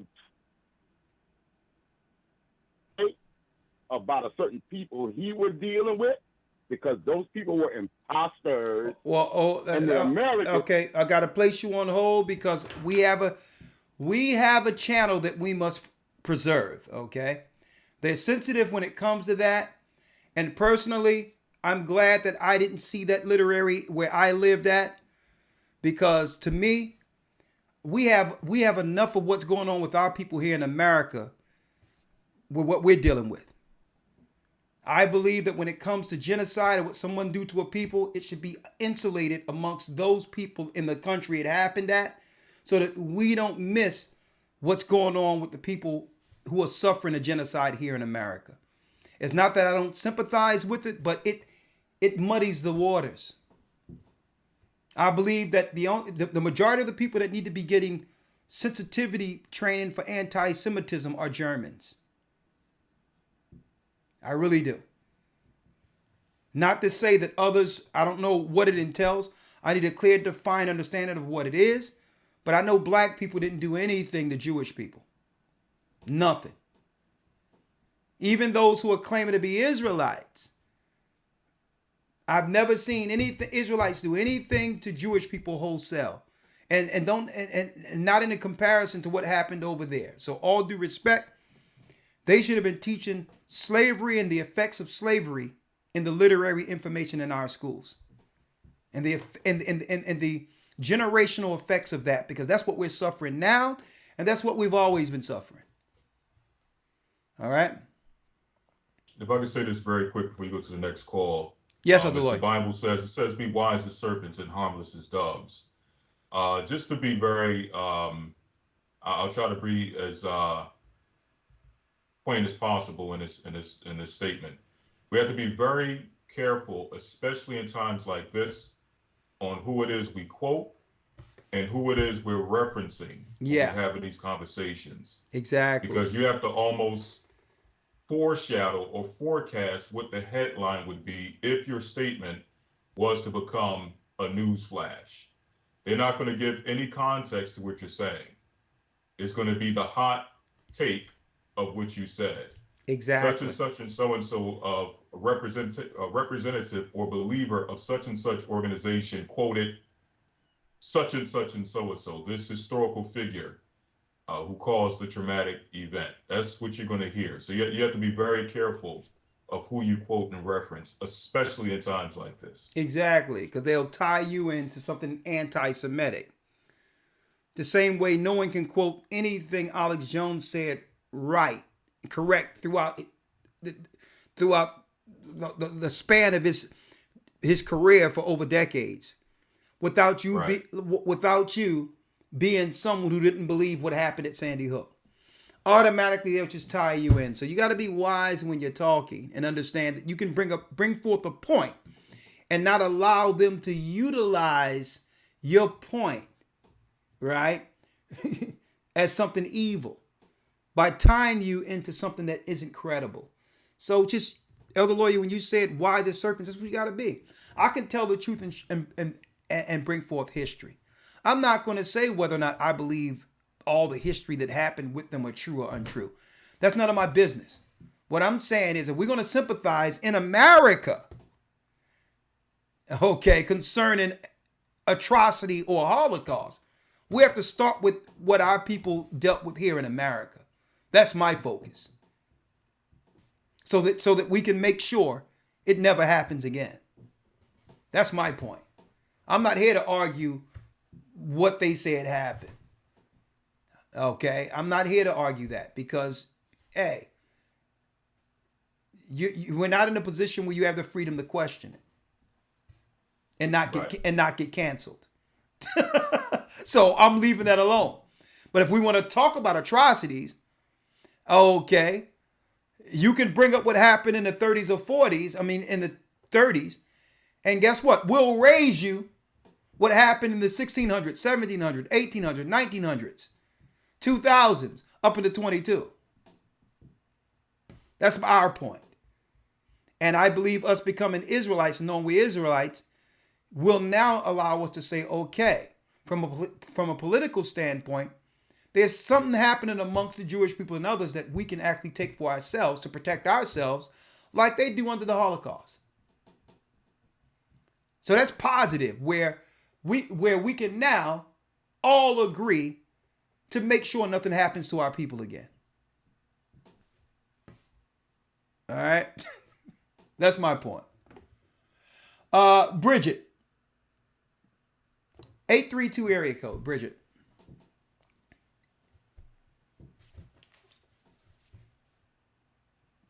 Okay, going down the line, we have only a few. Benny has a comment. 856 area code. Shalom, Elder. Shalom, Benny. Shalom, Elder. The floor is yours, Benny. I couldn't wait to talk to you. I want to answer all three of your questions first. Yes. And then I would like to ask you a question. Okay. All right. Anti-Semitic is, to me, it's a moving goalpost. To control the false narrative of their true identity. If we find out who they are, it reveals the truth and the prophecy. Now you ask, how does it affect the business? Well, it won't affect their money at all. They control the banks. They actually print the money. Hold up. Let me make sure, because I don't want people to think that this platform is allowed to bring forth any type of what you would call tropes or allegations or anything that can be deemed anti-Semitic. It's not for that. Mm-hmm. And so let's make it clear. Allegedly, number one, it's alleged because exactly, because what happens is if they show three people who are not of their persuasion in position of banks, then it's that thing of, well, all our people are controlling things can be proven as a lie. So it's again speaking with the level of wisdom. All right. That would not bring a red flag to this channel. Okay? Absolutely. You can say and just say in position, well, a lot of their people are in position to actually control certain things economically, but go on. They put it this way: they're represented. They're represented in places of power and commerce, and more in number in comparison to us. Okay, they're in power positions of influence when you look at the number of them opposed to us. But go on. But that part is true, and they wouldn't deny that. In saying that, I believe that it affects their survival from prophecy before I would say it affects their finances. Okay, go on. I can understand that. Against Amalek. Because Revelation 2:9 says that they are the synagogue of Satan. Okay, that's what Revelation 2:9 says. Now, your third question was, what did Kyrie do wrong? And I want to say nothing.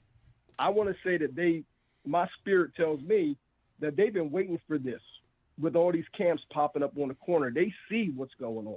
Okay. They've been in NFL locker rooms. Before the NBA. This was months ago. They had NFL players coming out of the game and walking on the corner to these camps. And for me, the way I see it is they need a counter. They need a counter for this action. And who could it be? It could be two sacrifices coming to a gunfight with a spoon. What do I mean by that? Is every time they put a microphone in their face, they never pull scripture. they never pull scripture, but what they will do is they will go and they will interview Charles Barkley, Shaquille O'Neal, Stephen A. Smith, people that look just like them, and they will use them to speak against them and alienate them. Now, Okay. Well, my question to you is, okay. What's the question to me? I have hold 1 second, Elder. My question to you is, do you know who they fear? That's open ended, and that can be going. That can go anywhere. It can be God. It can be people. It can be teachers. It can be. I don't know. Well, let me tell you who they fear. You.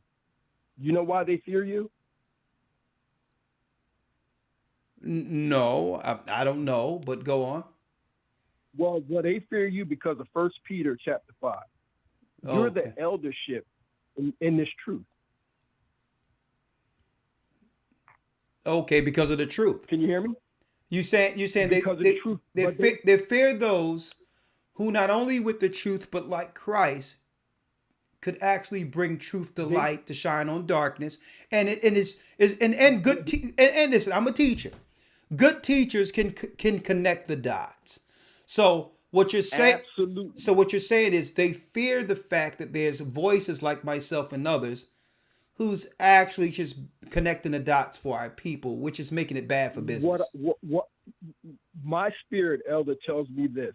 They know exactly who you are. And in order, I've been doing this all week. I've been asking people this one question. I've been asking them, how do you feel about the Kyrie and Kanye situation? And all the people that look like me that's supposed to be Israel tell me that they need to be quiet because they're pumping fear. Now, the person that could bring this truth out that they don't ever want to speak are the eldership. The eldership, they do not want to speak, so they're going to use these two men as sacrificial lambs to put forth in front of the masses. Okay, one thing I got to correct. Listen, one thing I got to correct you on because you probably don't know. Okay? I can put it this way. Okay. All right. There is a scenario going on right now where a lot of these executives in their offices that are dealing with these teams are opening a dialogue to understand where this is and what is it when it comes to Israelites. And that dialogue is being had. Okay? Because why? It's being had. That's all I can tell you. So it's deeper than Stephen A. Smith and all that because Stephen A. Smith usually side on the corporate side in protection of himself, but he couldn't even defend the actions of how they've responded to Kanye's tweet. He had to come out and say, well, hold up now. This is something else. Even he had no. Listen, but what I'm saying is, brother, what you're talking about, the conversations are being had because this goes way past. And I got to get to the next call. This goes way past basketball in general, and this is going on amongst all of the owners. And there's conversations that's being had that I know of personally. Where questions are being asked on what is this? I mean, what is it? How is it affecting the community? All that. Really, believe it or not, I believe Black Lives Matter was a component that was created to divert us from a solution that would lead to us being Israel to solve our issues. But the only solution is for Israelites, the only solution is coming under a law. And now, considering the embedment of ourselves over everyone else first. And this has nothing to do with hating anyone.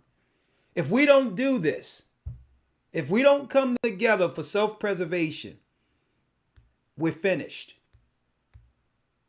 And there's only one way God said that it could happen, that we must come back. Or we'll be subjected to being destroyed by them. We must come together under a law. regardless of how we may personally feel about each other and all that, whatever the case is, we have to operate like they do. It doesn't matter if they have internal issues. For the sake of preservation, we must have one voice for the survival of our nation and for the protection of our children going forward. We cannot let them dictate medically what's right for our family. We cannot have them dictate nothing. We're under a law, and guess what? Under that law, we must tend to what our people, according to God's commands for us first. But brother, I gotta go, man. But brother, don't worry. I got your number. I'll call you, Benny. Don't worry about it. All right, I got your number. I'll call you. All right. Shalom. Shalom. Elijah has a comment. But yes, the conversation's already being had. There's no way they can ignore this. It's way deeper than a tweet, folks. They've been trying to put this thing, and next thing you know, who knows? They may come up with another, oh my God, something is going on since this anti-Semitic stuff's happening. We're under attack, blah, blah, blah. We had to watch out. And then next thing you know, they're going to tie in probably, allegedly, a so-called story that lead to an Israelite threatening somebody. Who knows? But all I'm saying is the conversations are being had because you can no longer put the lid on this. Okay? We're going to be able to, it's going to be deeper than just kneeling together and praying together. You're going to have to allow us our freedom of religion to stand as Israelites without it offending you. Who we are has nothing to do with you. So if we're truly living in what you would call the land of the free, I could be an Israelite without that offending you or being called anti-something. If we're truly in a country that will allow freedom of religion. Elijah has a comment. We only got a few more. Yes, Elijah. Yes, I just wanted to call in and really expound on what the brother was saying. And I think what he was saying was basically giving y'all credit, you and Elder and other people in your foundation, for actually waking up these two witnesses that God has brought forth for the rest of the world to see. And they're blowing this trumpet. And actually, because we're living in this time of revelation, they're actually revealing to the world, who we are and who the people that are chastising or counseling them are not. Yeah. Because, when we take in consideration the Willie Lynch letter and the phenomenon that had to happen and that awakening, it's happening right before our eyes. And like I said, I'm giving credit to, you and Elder and a lot of other camps that, that waking up a lot of us and to us to see, just where we're supposed to go and how we're supposed to get back on code and what God wants us to do. So it's a beautiful thing. And I give a lot of credit to you and Elder and a lot of the other Hebrew Israelite camps that's, waking us up. It's a beautiful thing.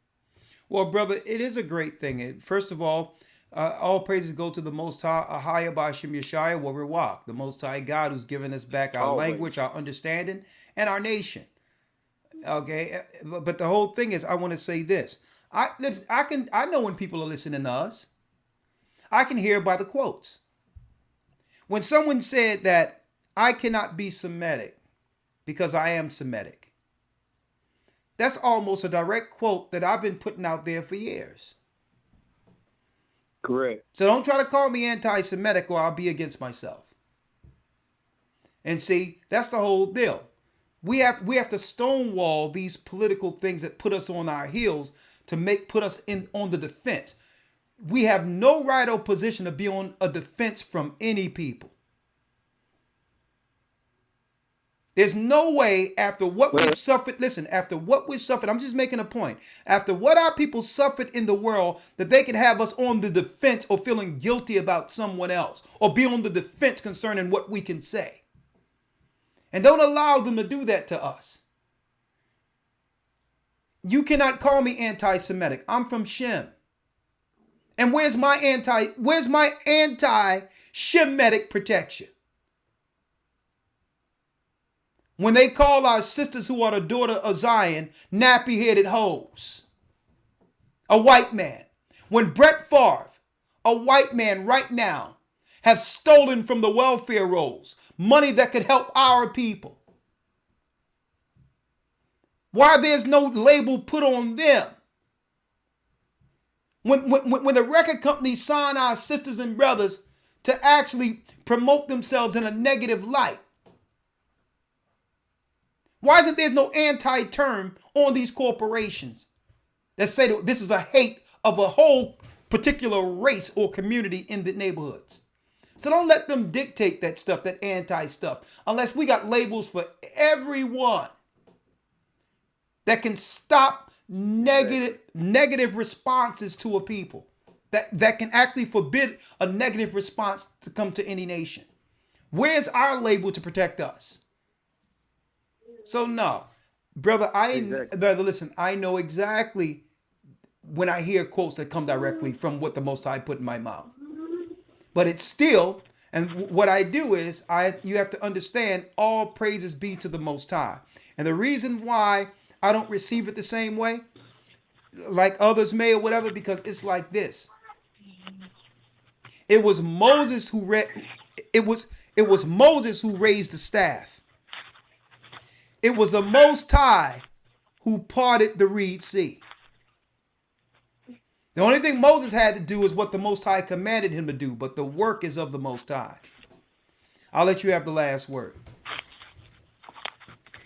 Well, and I just wanted just to go in a little bit more detail into the question that you were saying in reference to whether us being Israelite was bad for business. And I'll just sum it up with this.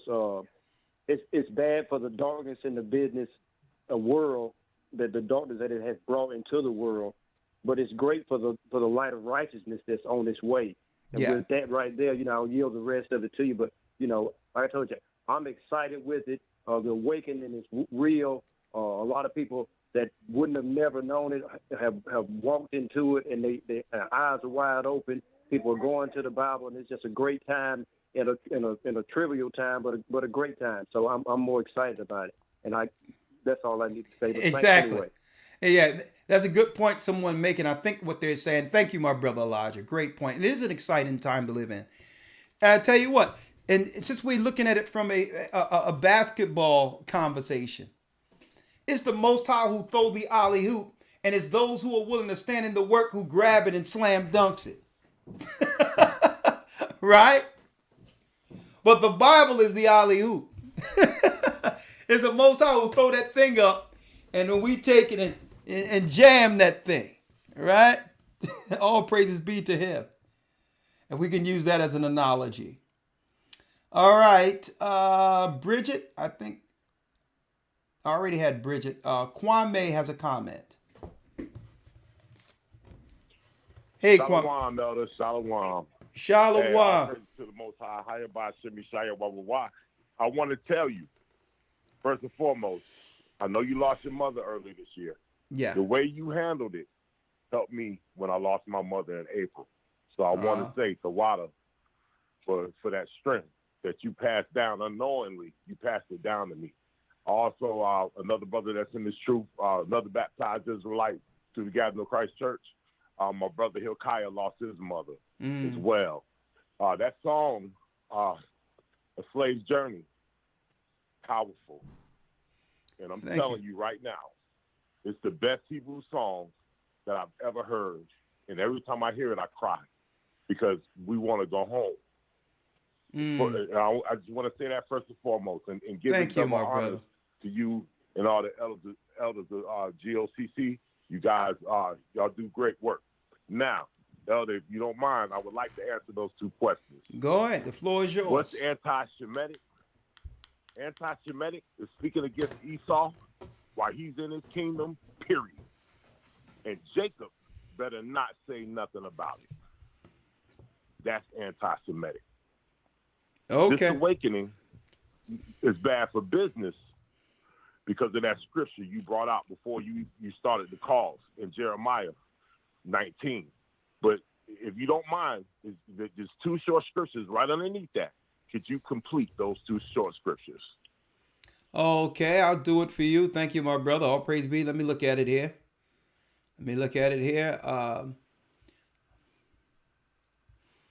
Jeremiah 16 and 19 on down. O Lord, my strength and my fortress and my refuge in the day of affliction. The Gentiles shall come unto thee from the end of the earth and shall say, surely our fathers have inherited lies, vanity and things wherein there is no profit. Shall a man make gods unto himself, and they are no gods? Therefore, behold, I will cause this once cause them. I will this once cause them to know. I will cause them to know mine hand and my might, and they shall know that my name is Ahia, the Most High. Time. Now you got it. Now you understand why it's bad for business. Because us being revealed as the children of Israel changes everything. It does away with Christianity, Islam, anything. It makes it all idol worship. And it kills religion. Because the Most High, God Ahia, didn't give man religion. He didn't give the children of Israel religion. He gave them laws. That's a good point, my brother. Continuing down to chapter 17, Elder. Yeah. That describes Judah and the punishment we faced. Yeah, you're right. And that lets you know that the Bible is real, and that lets you know that the Most High is doing, his hand is on everything. That's a threat, the biggest threat in humanity. Because there's no more Mother Nature, there's no more this, there's no more that.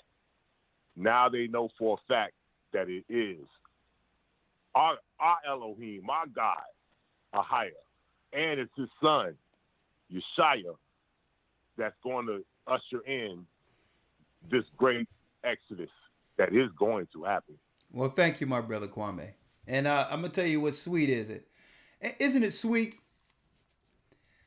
that we know who we are and God is bringing us out of the curse and they can do nothing about it? I don't care how much control they have and how much money they have acquired. Doesn't matter how powerful they have become. This is something that they cannot control. It's well beyond their power. That's the sweet part about it. They've insulated so many finances and have propped themselves up, as this all-powerful people, have the education and pushing religion and dictating things through the healthcare system and all these things they're doing, really aiming it towards us at the end of the day.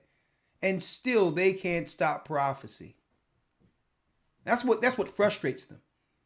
What can we take from them? Folks, you can't take nothing from a people who don't even know who they are.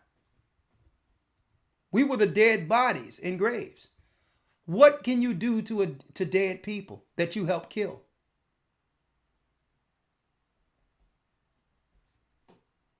Huh? What can you do? We have no nation. We have no name. We're already dead. What can you do? And that's the frustrating part about this. They know that we're in you reap what you sow. We're in you reap what you sow season.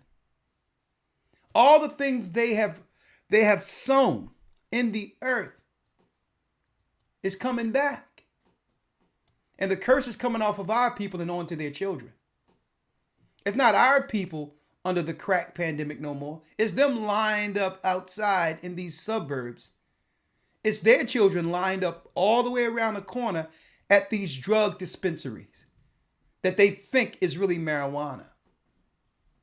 You thought you was going to put something in our neighborhood and it wouldn't affect the world? You're reaping what you sow. Now, you imagine. We see what the crack epidemic did to us, and we were able to come out of it based on the spirit the Most High have put on us and have given us. None of you would have went through the crack pandemic. And a lot of our children and a lot of your children isn't going to make it through this legalizing of drugs. There's nothing no one can do. We're in reaping what you sow season. And that's why they're paranoid. And guess what? And it's nothing that we should feel good about or celebrate. They knew a reckoning would come. The Most High has given us the knowledge not to come down on you and attack you as other races of people. The Most High has given us the knowledge of his law so that we can be hedged to get out of the way from what's coming on all Gentile nations who have destroyed us and took our name. and have taken our name. He's given us the law and his name back so that we can actually be protected through what's coming on you.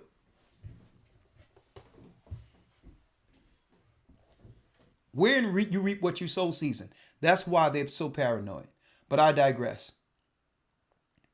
Tracy, 404 area code. You don't have to worry about blacks being Israelites as your issue. What you have to worry about is what you sown in the earth coming back on you and your family. That's spiritual. You got way more things to fear than Israelites, our people finding out we're Israel. You better fear God. Hello? 404, how you doing, Tracy? Hey, how you doing? I'm doing well. You yourself? mentioned Moses. You mentioned Moses a minute ago. Yeah. Numbers 12:1. Moses married an Ethiopian, right? Yep. So they know Moses married an Ethiopian. Well, I haven't seen the movie, but from Hebrews to Negroes, well, before we were Negroes, we were Nig-ERs, and before that, we were, some called us niggas. Yeah. Niggas is a Semitic, an Ethiopian Semitic word that means king, reign, a person of power. They knew who he was when they brought us over here. Yeah. Maybe the Southerners added that ER because they couldn't say niggas. It is actually in the dictionary. It's Negus. And it's a Semitic. It has an Ethiopian Semitic root. Yeah. And that's what it means. It means that we were the ones of power. So they know who we are. Okay, but there's one thing I'm gonna let you finish that. But since you're talking about the Ethiopian thing, is one thing I like to highlight. Okay, why even the Jewish authority or the rabbis would rather us stay on the Ethiopian thing, because it still allows an area of ambiguity and confusion. Why? Ethiopians were Cushites, which would have them be from the family of Ham. The only reason they introduced that to us as the first claim that they would actually agree with is because if we cleave to Ethiopia, it still gets us out of the Shemite conversation. It makes it where we'll believe that we are Israelites only due to our Cushite relation to us marrying into Moses. So you have to understand why they would allow the Ethiopian conversation to be had opposed to the Deuteronomy 28 conversation. Ethiopians listen, you're right. But I'm talking about, you have to realize as a teacher, right? Yeah. I have to put everything clear so that it can be seen, so that people can know the difference, so that they can't run congruent one into another, because the enemy knows how to muddy the waters. I'm telling you why they, even though what you're saying is true, I'm telling you why they, the Jewish authority, are willing to give us recognition as Hebrews only if it's connection to Ethiopians.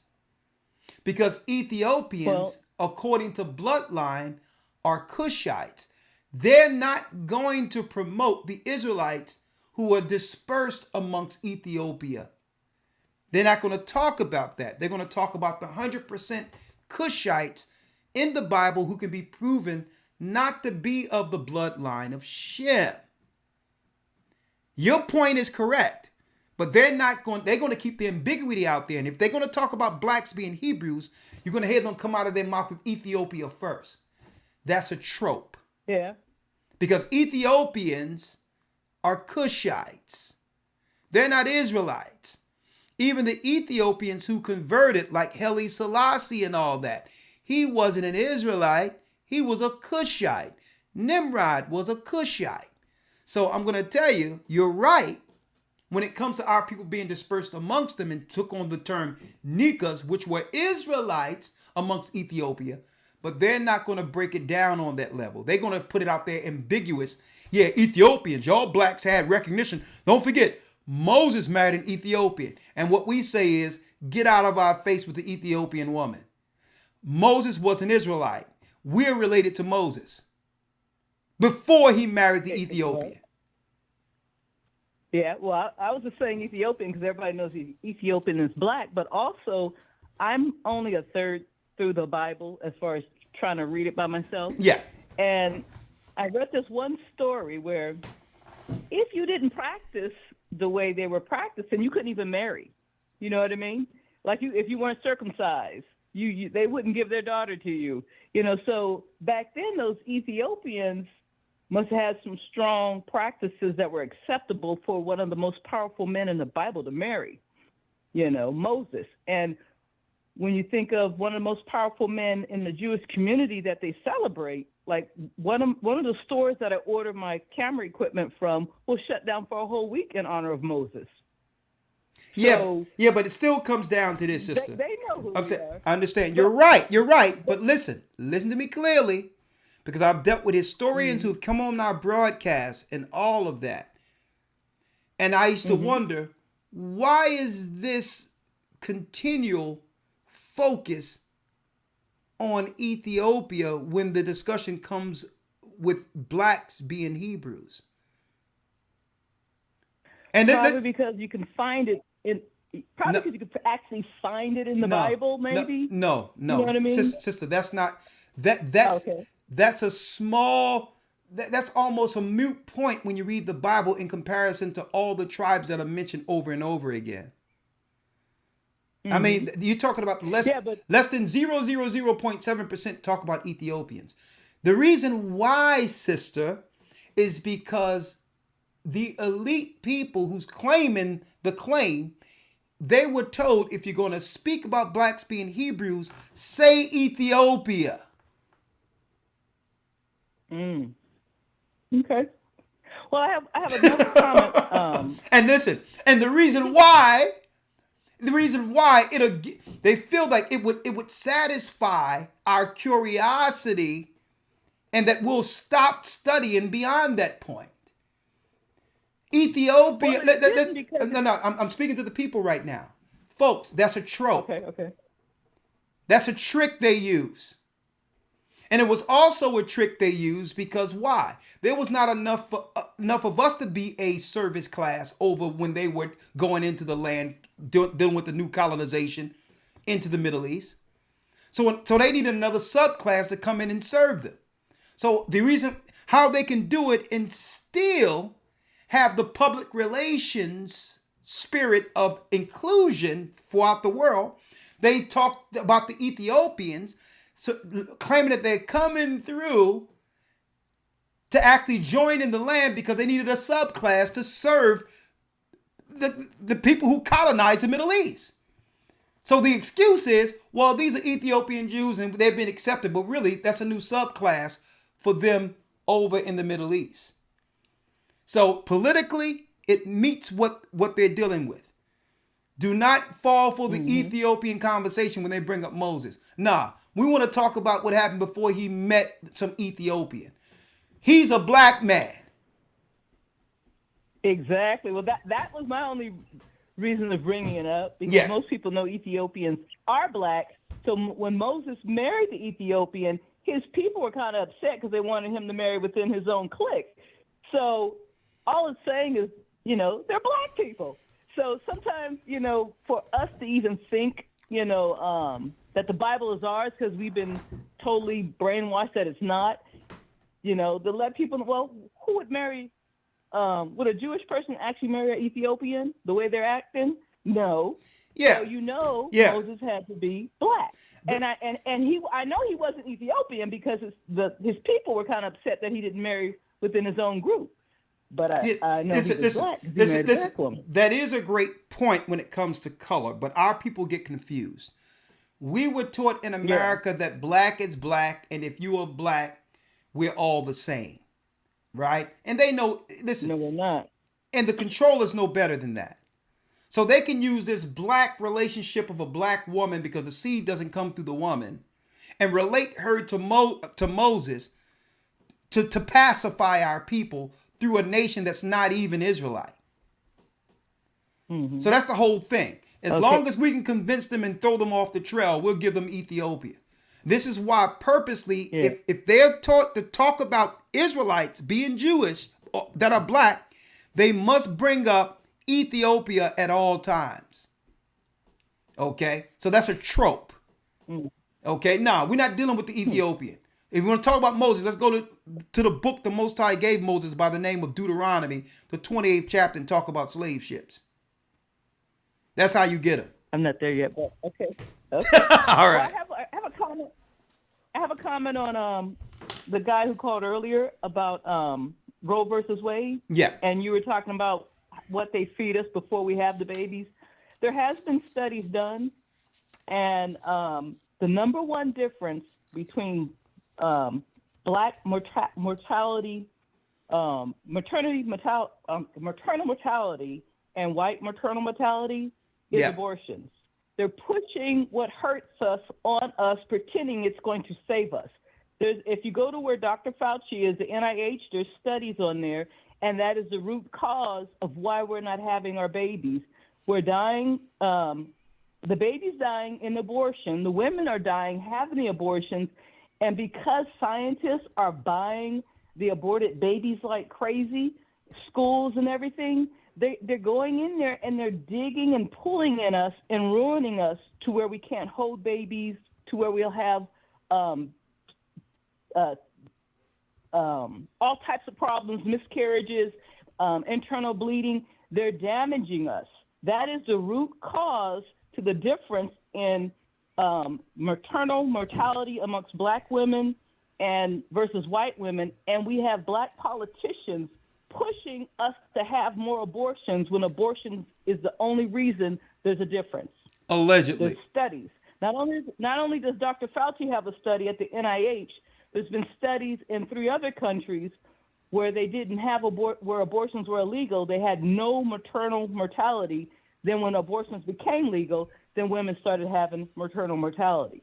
So what our own black leaders that they handpick for us is pushing on us is killing us. So I got you. I can send you I can send you that study if you'd like. Okay. And okay. I did a little documentary, a 24-hour documentary for right before the election. All right. And we went and we put together a bunch of the studies on it, and that's what's happening. He sounded like he was sincere to his heart that, that was a problem for us. But the only problem we have is that we need to keep our legs closed. If we're not ready, if we're not married or ready to have that baby, we shouldn't be having sex, not worried about we can't have abortions, because that is what is killing us. You're right. So I just want... Now, I'm going to show something, sister. I need you to look at this on the screen real quick. I'm going to show you how we cannot go to the deceptive Ethiopian conversation.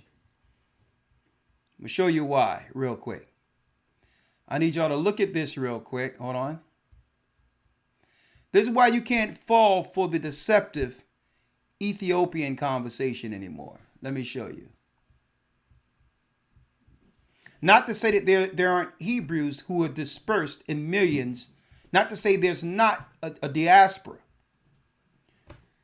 But I'm going to show you the trick. I need y'all to look at this. They're pushing this in America. Black history culture, right? Look at that. Gabriel Union. Look just like us. Now, these are all Hebrews right here. These are Israelites. And look what they're going to have at the bottom of it. The first human sun god. Nimrod, the first African Cushite world leader. See that? Look what they link us with. Nimrod is the enemy of God, who was an East Indian. So I'm going to show you. See, they have us here. Black history and culture. Then they have the devil right here. Nimrod's son, the devil's son, who's a Cushite. Oh, yeah. Moses married an Ethiopian. See their tricks? You have to watch. They're the devil the Bible speaks of. You have to watch their tropes. Do not claim Ethiopia. We're not Hamites. We're Israelites. Now, if you want to, I have the history where I can show you our people who went into Ethiopia and was dispersed in certain areas. We can identify them. But those weren't the people that Moses married. So don't ever go for that Ethiopian conversation when we come up, because that makes people don't know any better, who just passerbys believe that we're Israelites through an Ethiopian marrying Moses. That's garbage. Lay that to bed. Lay it to bed, okay? Don't let them deal with that trope. Since that's the word they want to put out there to avoid conversation now. It's a trope. What the Hades is a trope. So since they want to, here's a trope right here for you. Having our people who are Israelites, and then you tell us Black history culture, and guess what? The enemy will pay for stuff like this to promote this amongst our people. Oh, y'all know y'all related to Nimrod, right? The Satan of the child of the damn devil. East Indian. This guy was living the day. He would be in a pharmacy, or he'd be running a doggone Dunkin's Donuts in the midst of North Philadelphia, if Nimrod was living today.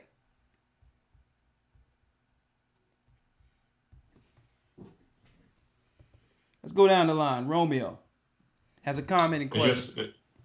Yes, sir. Hold on, Elder Lawyer. Hold on. Let me put you on, Elder Lawyer. You have something to say? I'm sorry.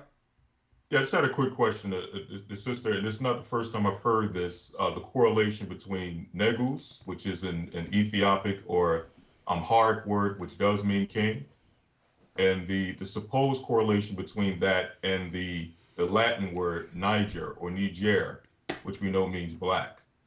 If anyone has any research or actual dictionary reference, any lexicon reference, which correlates or shows that negus, the Ethiopic or Amharic word, is a cognate or related to the word Niger or Niger, which means black. I need you to send that information to my email address, gocccsouth@yahoo.com. When I say information, I don't mean a video of someone saying it.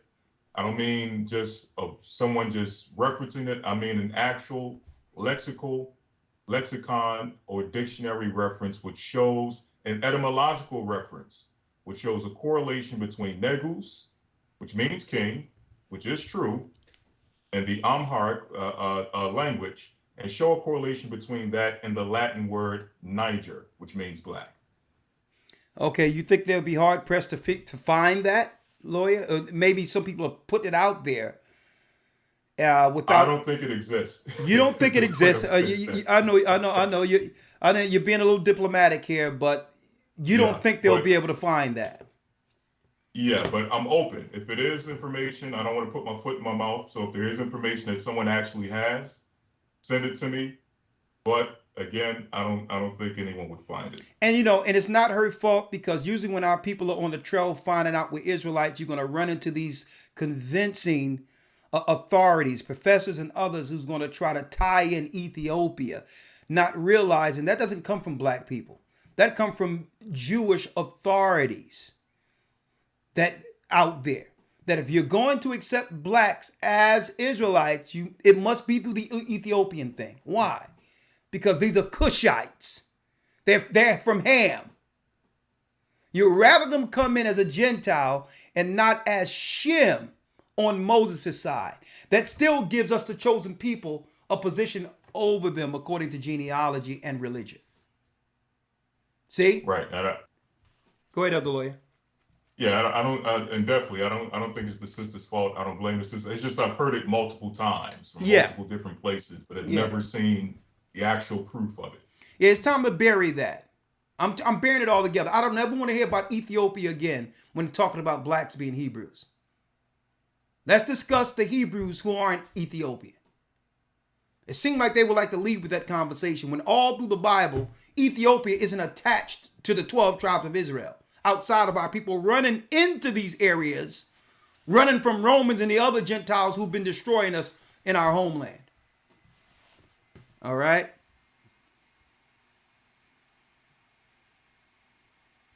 That's why they don't want to talk to me about that anymore. One guy came on, this Messianic Jew. He was on one of our programs. Boy, he broke the Hades out of that conversation. Oh yeah, let's talk about Ethiopia. I'm like, yeah, let's talk about Ethiopia. You got the right one tonight. No, don't try to hook me in with some Hamite.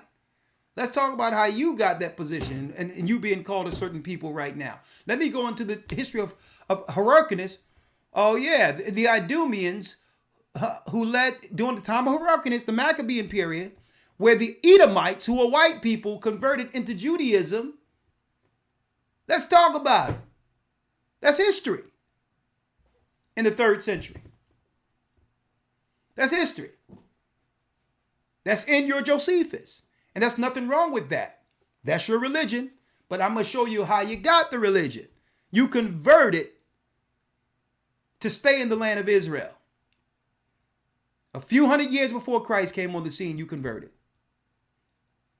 And that's where you get Antipater, the Edomite, the Idumean, all the way down where his family was in line with Julius Caesar and all of that.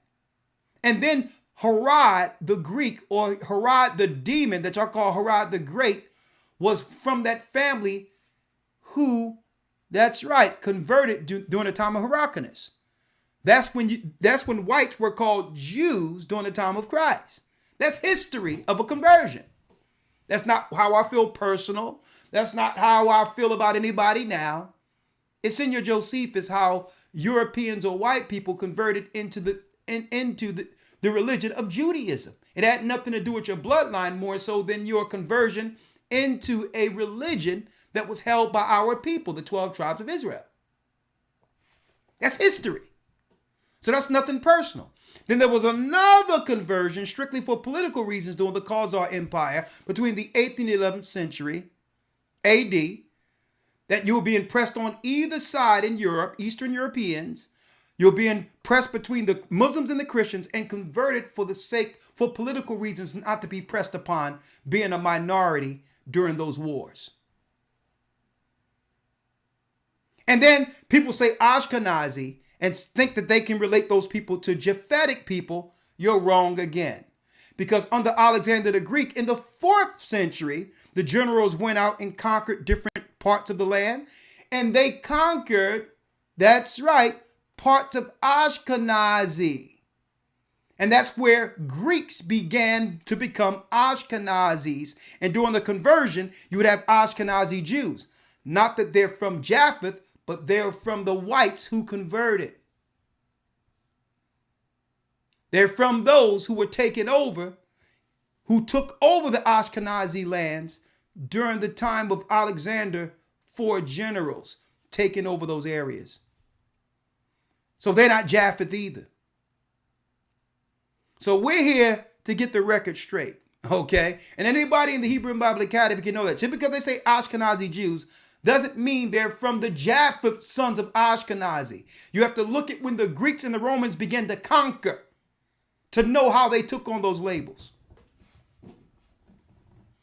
They're not even the original Italians. The original Italians were Asian people. They became the Italians when, that's right, Esau's grandson by the name of Zepho warred with the Africans against us in Egypt initially, but then went over the waters to Cyprus and Ayanapa. That's where Zepho is actually buried right now in Ayanapa, Cyprus. But he set up an area, him and his men, thousands of Edomites, and it became Italia off the Mediterranean Sea by the name of Zepho, the Edomite. Before those wars, guess what? The Italians and all those areas were Asian people. It was Zepho who brought in Edomites from Mount Seir that started populating colonies in Italy that gives us the Italy we have today. Thousands of years before Christ came on the scene, that happened. You're not even the real Italians.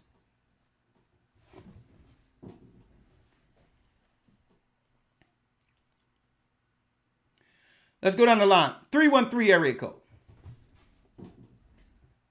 Just history. Shalom. Shalom. Yes. 313 area code. Hello, Elder. Can you hear me? Okay, I'm gonna come back with you. When I say come on, you got to pull the trigger now because I have to eat. All right. I must eat. I have to eat, and I'm well beyond the time here. 478 area code.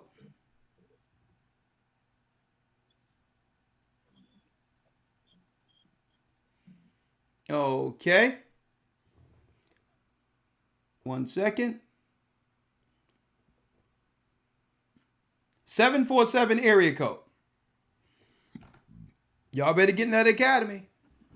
History like none other.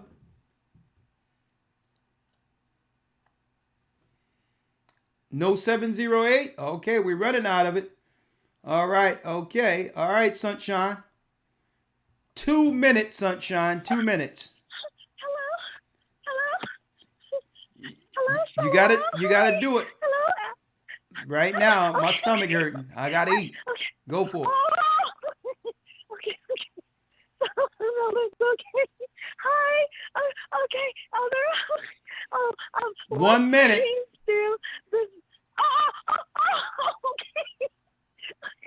Okay. Okay.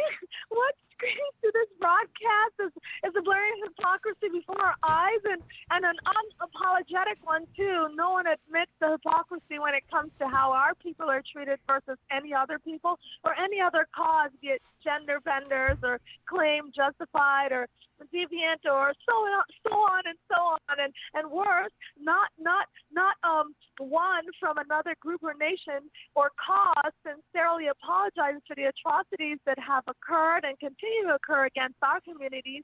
And we know there's no sincerity because with sincerity of words is also action. And thus far, what we have received instead of sincerity backed by, consistent tangible actions towards our upliftment or advancement is, opposed to the stagnation and demotivation that we see with dumbing down of education and various programs that are put out there and claim to help, but really to keep us in a mental state of helpless leaders of the masses, table.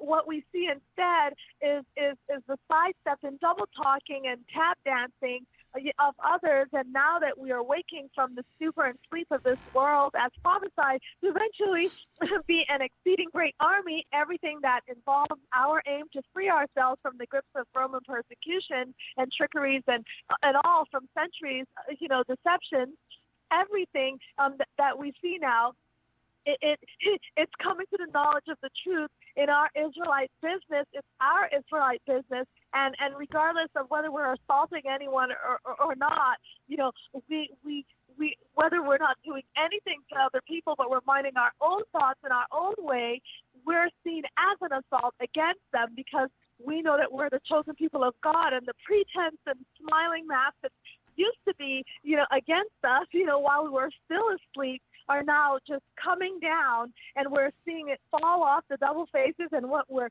finally seeing and recognizing with our own eyes that can see and can hear is the sight and sound of those that have always hated us and our power and have not forgotten who we are, though we, in this continuance of our heritage, according to prophecy, have been in that state. So our aim is to be true, to see and receive the truth of the Most High in Christ. Speed it up.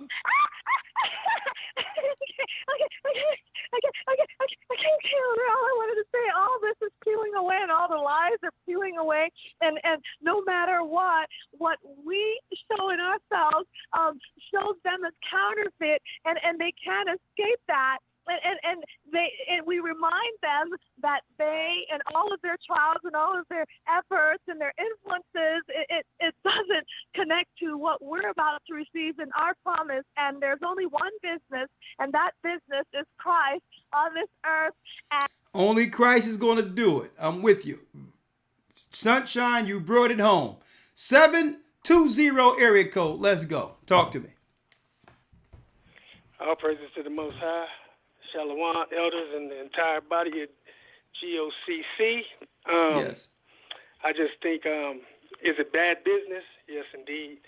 It's two worlds, as well as we know. their world's coming to an end, and I believe they know their world's coming to an end. We transgressed against Ahia, dealing with his laws, statutes, and commandments. I believe he's waking us all up so we know that we are kings, queens, princes, and princesses. With that in mind, knowing we have to go back to the law, knowing that we have to realize and see how we need to treat one another. Mm-hmm. His kingdom's coming forth. You're right. With everything at hand. I don't really worry about what they'll give us in this world or what we'll get in this world. I just know he's setting his body and putting his body together so we know how to conduct ourselves amongst one another. It's something that's been far from us for so long, and I think that's what he's putting into place with everything.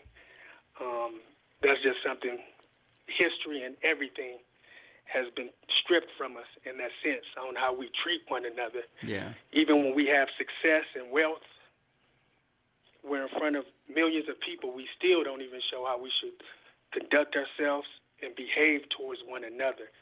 Show what true family means and what it's about to come together as a unity. And I think that's what the Most High is waking the world up to see. And I believe he's going to bring his people together. The way he's going to bring his people together, he's going to wake up who he has to wake up. And all we can do at this moment is be patient. And like you say, as wise as serpents, as harmless as doves. And all we can do is wait. I just know it's another world coming. And that's all we need to prepare for, is that new world. Exactly. And all praises to the Most High. I love you. Thank I love you, all brother. of y'all. And let's just come together as a family. Brothers, it's a good time to be living.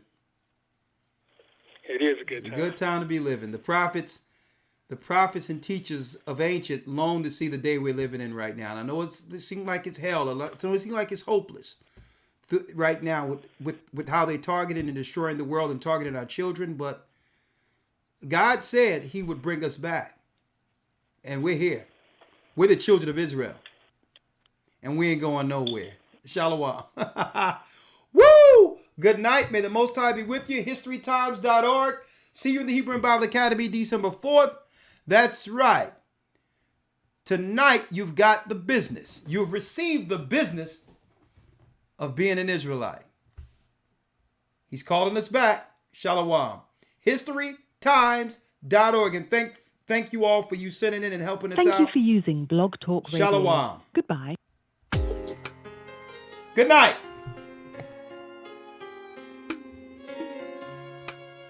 Yes, sir. Thanks for having me.